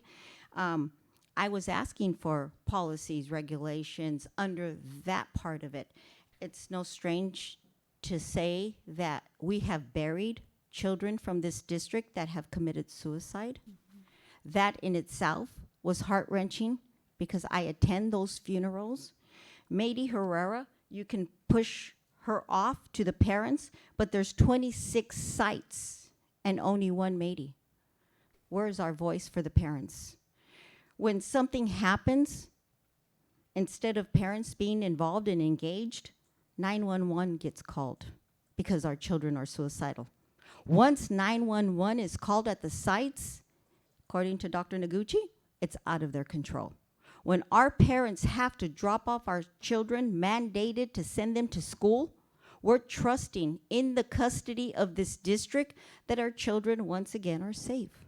And for some reason, us parents' voices do not get heard, which means the children see that if the parents' voices aren't heard, community's voices aren't heard, where's their voice in all of this? And then they fall through those cracks.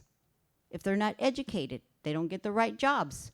Human trafficking is their next option. It's a sad situation. We can push money this way. Thank you, Tim. We can be in audits, we can save funds, but at the end of the day, as a parent advocate, it's the quality of service that is being rendered to us. Community will no longer stand and allow our children to go by the wayside. And I thank Dr. Noguchi, because she is doing a good job. The governing board is now hearing, but there's so much more to be done. And as I continue to advocate, I go higher up, Washington, who comes down here to us. And so we just want, as a community, as a grandparent to this district, our voices need to be heard so that no more children are lost. Thank you. Thank you. Anyone else?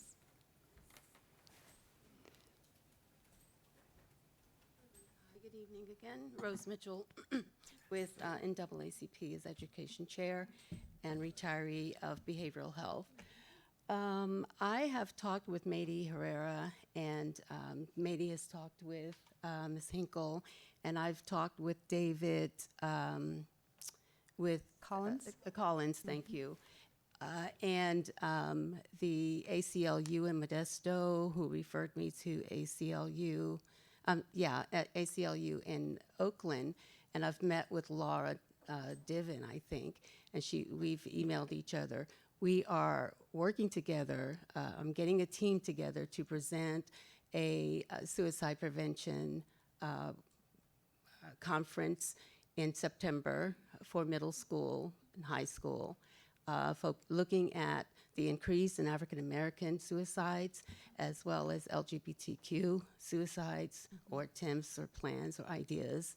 And I'm hoping that I can get together with Danielle and we can lay this out and see how important it is also to include parents in this, because parents need to know about trafficking and signs and symptoms of what they're seeing with their kids, and also self-injurious behaviors. I mean, a lot of kids will have self-injurious behaviors, but they're not suicidal. And there are apps all over the internet and their phones and every place else that will tell them how to do many, many things, such as how to be goth, how to be a cutter, and for attention, and how to actually cut yourself to commit suicide. And kids know about these apps. These apps. There's about 15 or 16, maybe even more. They increase every day. And behind all of these apps, there are pedophiles who are also aimed at getting their kids involved in other things. So it's important and it's very timely that we are talking about this suicide prevention, and I'm hopeful that we can pull this together so it meets the needs of part of the community. When you get that date, could you let us know in Certainly. September, please? Thank you. Yeah, certainly. Thank you, Ms. Mitchell. Back to the board for a vote. Any further comments, and then vote? Move for approval? It's been moved by trustee West, seconded by trustee Newman. All those in favor, please say aye and raise your hand. Aye. Any opposed? Seeing none, it passes unanimously. Moving on to item B6, approval of first reading of proposed revision of board policy 5127, high school graduation ceremonies. And it's going to be Dr. Nelson. Good evening, Board President Newman and members of the board, superintendent and cabinet and our community. Sorry, trying to get my technology organized. I'm here to present to you the passing of Board Policy 5127. And let me stress that this policy is based on participation in graduation, not necessarily graduation requirements. So please keep that in mind, particularly when you see things like high school exit exam. There's a lot more to it. To be more specific is that we needed to align our language in our board policy to Education Code 35183.1 so that it relates to the student's ability to wear cultural and religious adornments at a graduation ceremony. And within the policy is also the graduation contract, and that graduation contract will allow us a time period of 14 days prior to graduation to approve such adornments or other things that the superintendent or designee see as fit. So I am here, bless you, I am here to take any questions and help you as much as I can. Trustee Newman. All right. Well, thank you, Dr. Nelson, for coming tonight and for bringing this forward. I really wanted this policy because I think it's really important. There's two things that need to be added. There's a typo on page 2 of our document here, which says it's just an "in" that needs to be in there. Okay, so where all the little arrows are cutting everything out in the red there, go down to that next paragraph, and it's in the third line of that paragraph, graduation requirements in order to participate in graduation ceremony. So there's an "in" that needs to be in there. And then, okay, we're going down to the black part where we've got the arrows. Graduation ceremony shall be nonpartisan. Well, I think we need to add shall be nonpartisan and not political. Amen. But just because partisan maybe just is limited to partisan aspects of politics, but we just need them not to be political. We're entering into a volatile political season. And so I think that it's just really important that our students, it's about the students and their achievement, and this is a big moment for them. So I would just want to add the words: graduation ceremonies shall be nonpartisan and not political. That would be my suggestion. And then when we go through, okay, so the things that could be approved. So I always like to go through things that cultural means recognize practice and traditions of a certain group of people. So, we would have that little check on that with the 14-day policy thing with the graduation contract. Correct. So because that's pretty broad. So that could be something. So I know that in the past, our students have worn, if those students who get invited to go to Girls State, I guess it's, who does that? The Girls State, Boys State, is that American Legion? Okay. American Legion does it, and so they provide the girls with a sash that they can wear at graduation. Here's the reality of what's going on in the district, and my board members probably don't know this, but the Boys State is only available to half of our high schools every other year. Okay, so the girls get it every year, and because the women's legion that supports us can fund it, and the boys only get it every other year. So the high schools switch. So this year it's only eligible for some of our high schools for Boys State. So the year that the girls get to wear it every year at that one high school, particularly like this year, Modesto High couldn't send any boys next year, 2021, they can't send any boys to Boys State, Modesto High. But the girls can wear their girl sash. So are we okay with that? So that's something that's going to come up, because that's another thing. So the other thing that's come up in these wonderful 9 years on the board have been the armed services sashes. Can they wear that? Is that a cultural thing? I don't know. I kind of think that that some of our high schools have allowed it, some of them have not. I think we need a consistent rule on that. Our policy leaves it up to discretion on that, and I'm not sure we hit that well enough on that. So do we want that? Now it does say that if you have they can come in in their uniform if they've completed basic training, Right. which that's law, which is fine. And that we wouldn't disrupt at all. But this is different. I intend to go into the armed service. I'm signed up, but I haven't started this part of my journey yet. I'm intending to do that. Well, then, if I'm Arnav, I'm going to be like, well, then I want, a cardinal sash on, right? And, that you want that on. And so where does this stop? So this is an interesting little, thing that we are into, so I'm assuming, thanks mom and dad on the cap is out, if the kid behind you wants to if you're gonna have the Go Cardinals and the kid behind you says give them the axe, then that's probably out too. So there's different things that can happen in this, and so that cultural part there, it's just, I think we need to, in our AR, or just how we regulate that.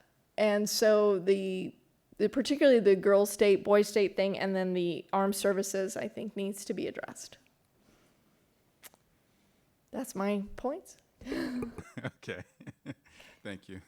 Did you want me to respond or? Sure. No, it's Yeah. okay. Yes. That's about this wide. So what I would suggest, Right. what I would suggest is taking a look at the AR, and I can certainly work with you all to see where we are relative to some recommendations, bringing it forward. But we just put a whole bunch of stuff in there. Do we want to vote on the armed services? Do we want to vote on the corps? Do we want to vote on each of those now, or would you like me to come back with an AR and we can take a look at those and what those look like? We do have the 14-day window as far as monitoring that, so we do have the provision for how we would come up with that decision and the timeline for that. But each nuance, as we add each nuance, more is gonna add. So why don't you let us work on an AR and bring this back? and hopefully we can get this done before graduation this year. If not, we can bring it back after the graduation, depending upon, and I'm just prefacing this because I know that your desire on getting this done for this year is the March 30th, and are we going to have large convenings or not? Again, I don't know, but I put that out there. That was good because I did talk to Dr. Noguchi and said this paragraph opens up a Pandora's box. We have kept it shut. Right, and but this said is the no anything other than academic. Right, and but now this is the is- law as I of know, last it's year. So just it, changed, it was right? yeah, it was pushed on us last year. I think last January, a year ago January. I can't remember exactly. It came forward, so they really hit us as far as giving guidance to schools 2 weeks before graduation. It hit everybody, so there really wasn't guidance. So we wanted something in our board policies and our ARs to be able to help schools with that. But we can come back with an AR and outlining that, and also this board policy. We'll put them together because it's better for the board that I've seen that you guys like them together. So we will bring that back on the 30th. Okay, so we're tabling this for Okay. the 30th. That sounds good. So are we okay with that, the board? Can I get my 2 cents in? Okay, well, I guess you can give your 2 cents. I have three lights on, so we'll go Trustee Walker, Trustee Irvin, and Trustee Brown. Okay, go ahead. So to agree with Trustee Newman back on page 1, and essentially saying my perspective on this is the students first. This is their day, not ours. Yeah. And if that's not the first and foremost focus, then we're out of whack. Second part, funny, before the meeting came up, I pulled up the definition of culture. It's awful wide.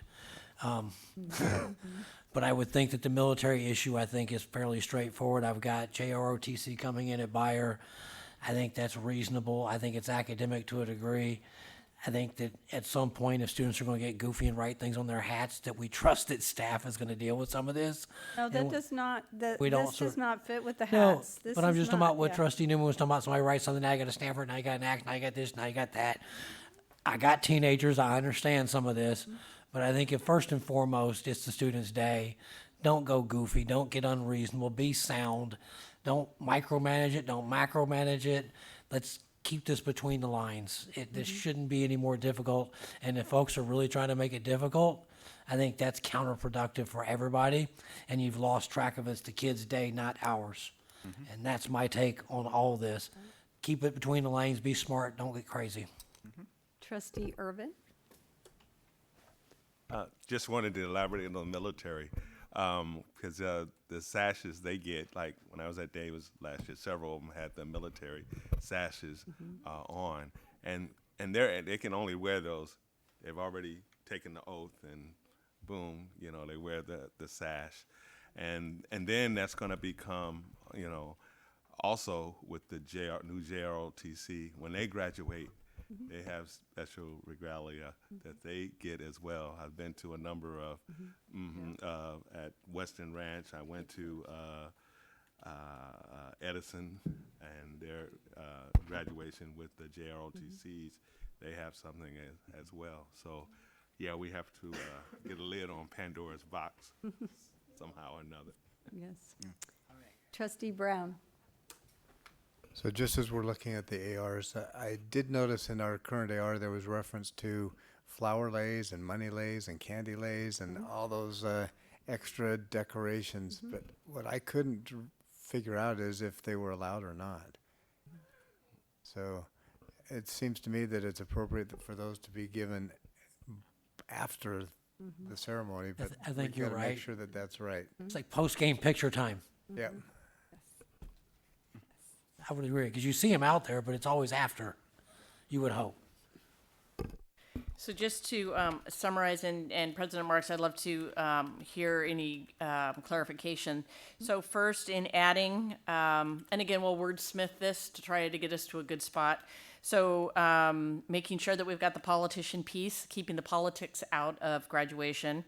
Identifying the sashes that potentially, again, you guys having the conversation on, including military, JROTC, American Legion, perhaps something around an academic sash. I don't know the language for that, and we can take a look at other board policies or other districts to see if we can frame an academic component of what that sash is. In addition to the lays, the decoration, the money, that piece, actually spell that out. and have that as the afterthought, but not allowed across stage or in the ceremony itself. I think we also, and I think it is to some degree, but make sure that it's there. The no hats, we're not decorating the hats. That is something that we have as consistent with what we have now. It's what I saw last year. So I think that's a good start, and we'll wordsmith some of that, put that in both BPs and the ARs, and collectively put those together for the 30th, which is our next board meeting. That's good, yes. And kente cloths are part of a tradition, and I know those are given at a religious ceremony or a ceremony. So I know those have been Yeah, under cultural. That's cultural, Yes. and every year the NACP gives out to its graduates the kente cloths, which is a symbol of West African heritage and royalty, accomplishment, and that's what it signifies. So, yes, that's my advocate. That's why I wanted to advocate for this policy, because that is a symbol of accomplishment and things like that. I can say there was a number of board trustees that were asking for this board policy to come back, so it is an important one. And I would agree with him, because I think you also see him at college graduations. And I think if it qualifies for college, I think we could probably take a look at it and keep it down, again, between the middle and the lines. Common sense. So we're going to table this. So Superintendent Noguchi, do you have direction? So I think we need a motion to table it. So do I have a motion? Moved. Moved by Trustee Walker, seconded by Trustee Irvin. All those in favor of tabling this to a future meeting? Aye. Any opposed? Seeing none, it's been moved to another future meeting. Sorry for keeping you up. Moving on to, let me just write this down. Moving on to item B7. First reading of proposed draft board policy 6146.4, differential graduation and competency standards for students with disabilities. Mr. Herbst. Good evening. I will be brief, but I will talk slowly, Board President Marks. That's all right. All right? I just know. I cannot. That's all right. I'm guilty. I apologize. Modesto City Schools Special Education Department is recommending approval of the first read of BP 6146.4, differential graduation and competency standards for students with disabilities. This is done primarily, as you probably saw, to eliminate the numerous references to the California High School exit exam that's been out of our process for a long time. It also cleans up some of the language that was being recommended for removal out of the other BP and AR on graduation ceremonies. And finally, it incorporates some changes from CSBA that are worthwhile, as well as keeping some of the existing BP language that we currently have. In any event, it is what we do currently. It's the process we follow, and I'm recommending approval of the first reading. All right. It was kind of fun to see the California exit exam again on here, even though it was lined out. So, are there any questions from the board? Seeing none, any questions from the public? Since I missed that last time, no one. Back to the board for So moved. approval. Been moved by Trustee Walker, seconded by Trustee Newman. All those in favor, please say aye and raise your hand. Aye. Any opposed? Hearing none. Students, I have forgotten to have you vote on this. I will get there, but students, do you approve? I approve. Thank you, and you didn't even turn a light on tonight. So thank you. Remind me next time. I have to write in my notes. All right, do I have a motion to adjourn? So moved. Moved by, future meetings? Any? Before the adjournment. Yes, anyone, any future meetings? Items? No? Okay, now to, So moved. to move to adjourn. All right, Trustee Walker, seconded by Trustee Arnoff. Thank you. All those in favor, please say aye. Aye. Any opposed? Seeing none. Meeting is adjourned. Thank you so much, everyone, for tonight. I know it went longer than we expected by a lot, but we had a lot of comment. Thank you for your patience.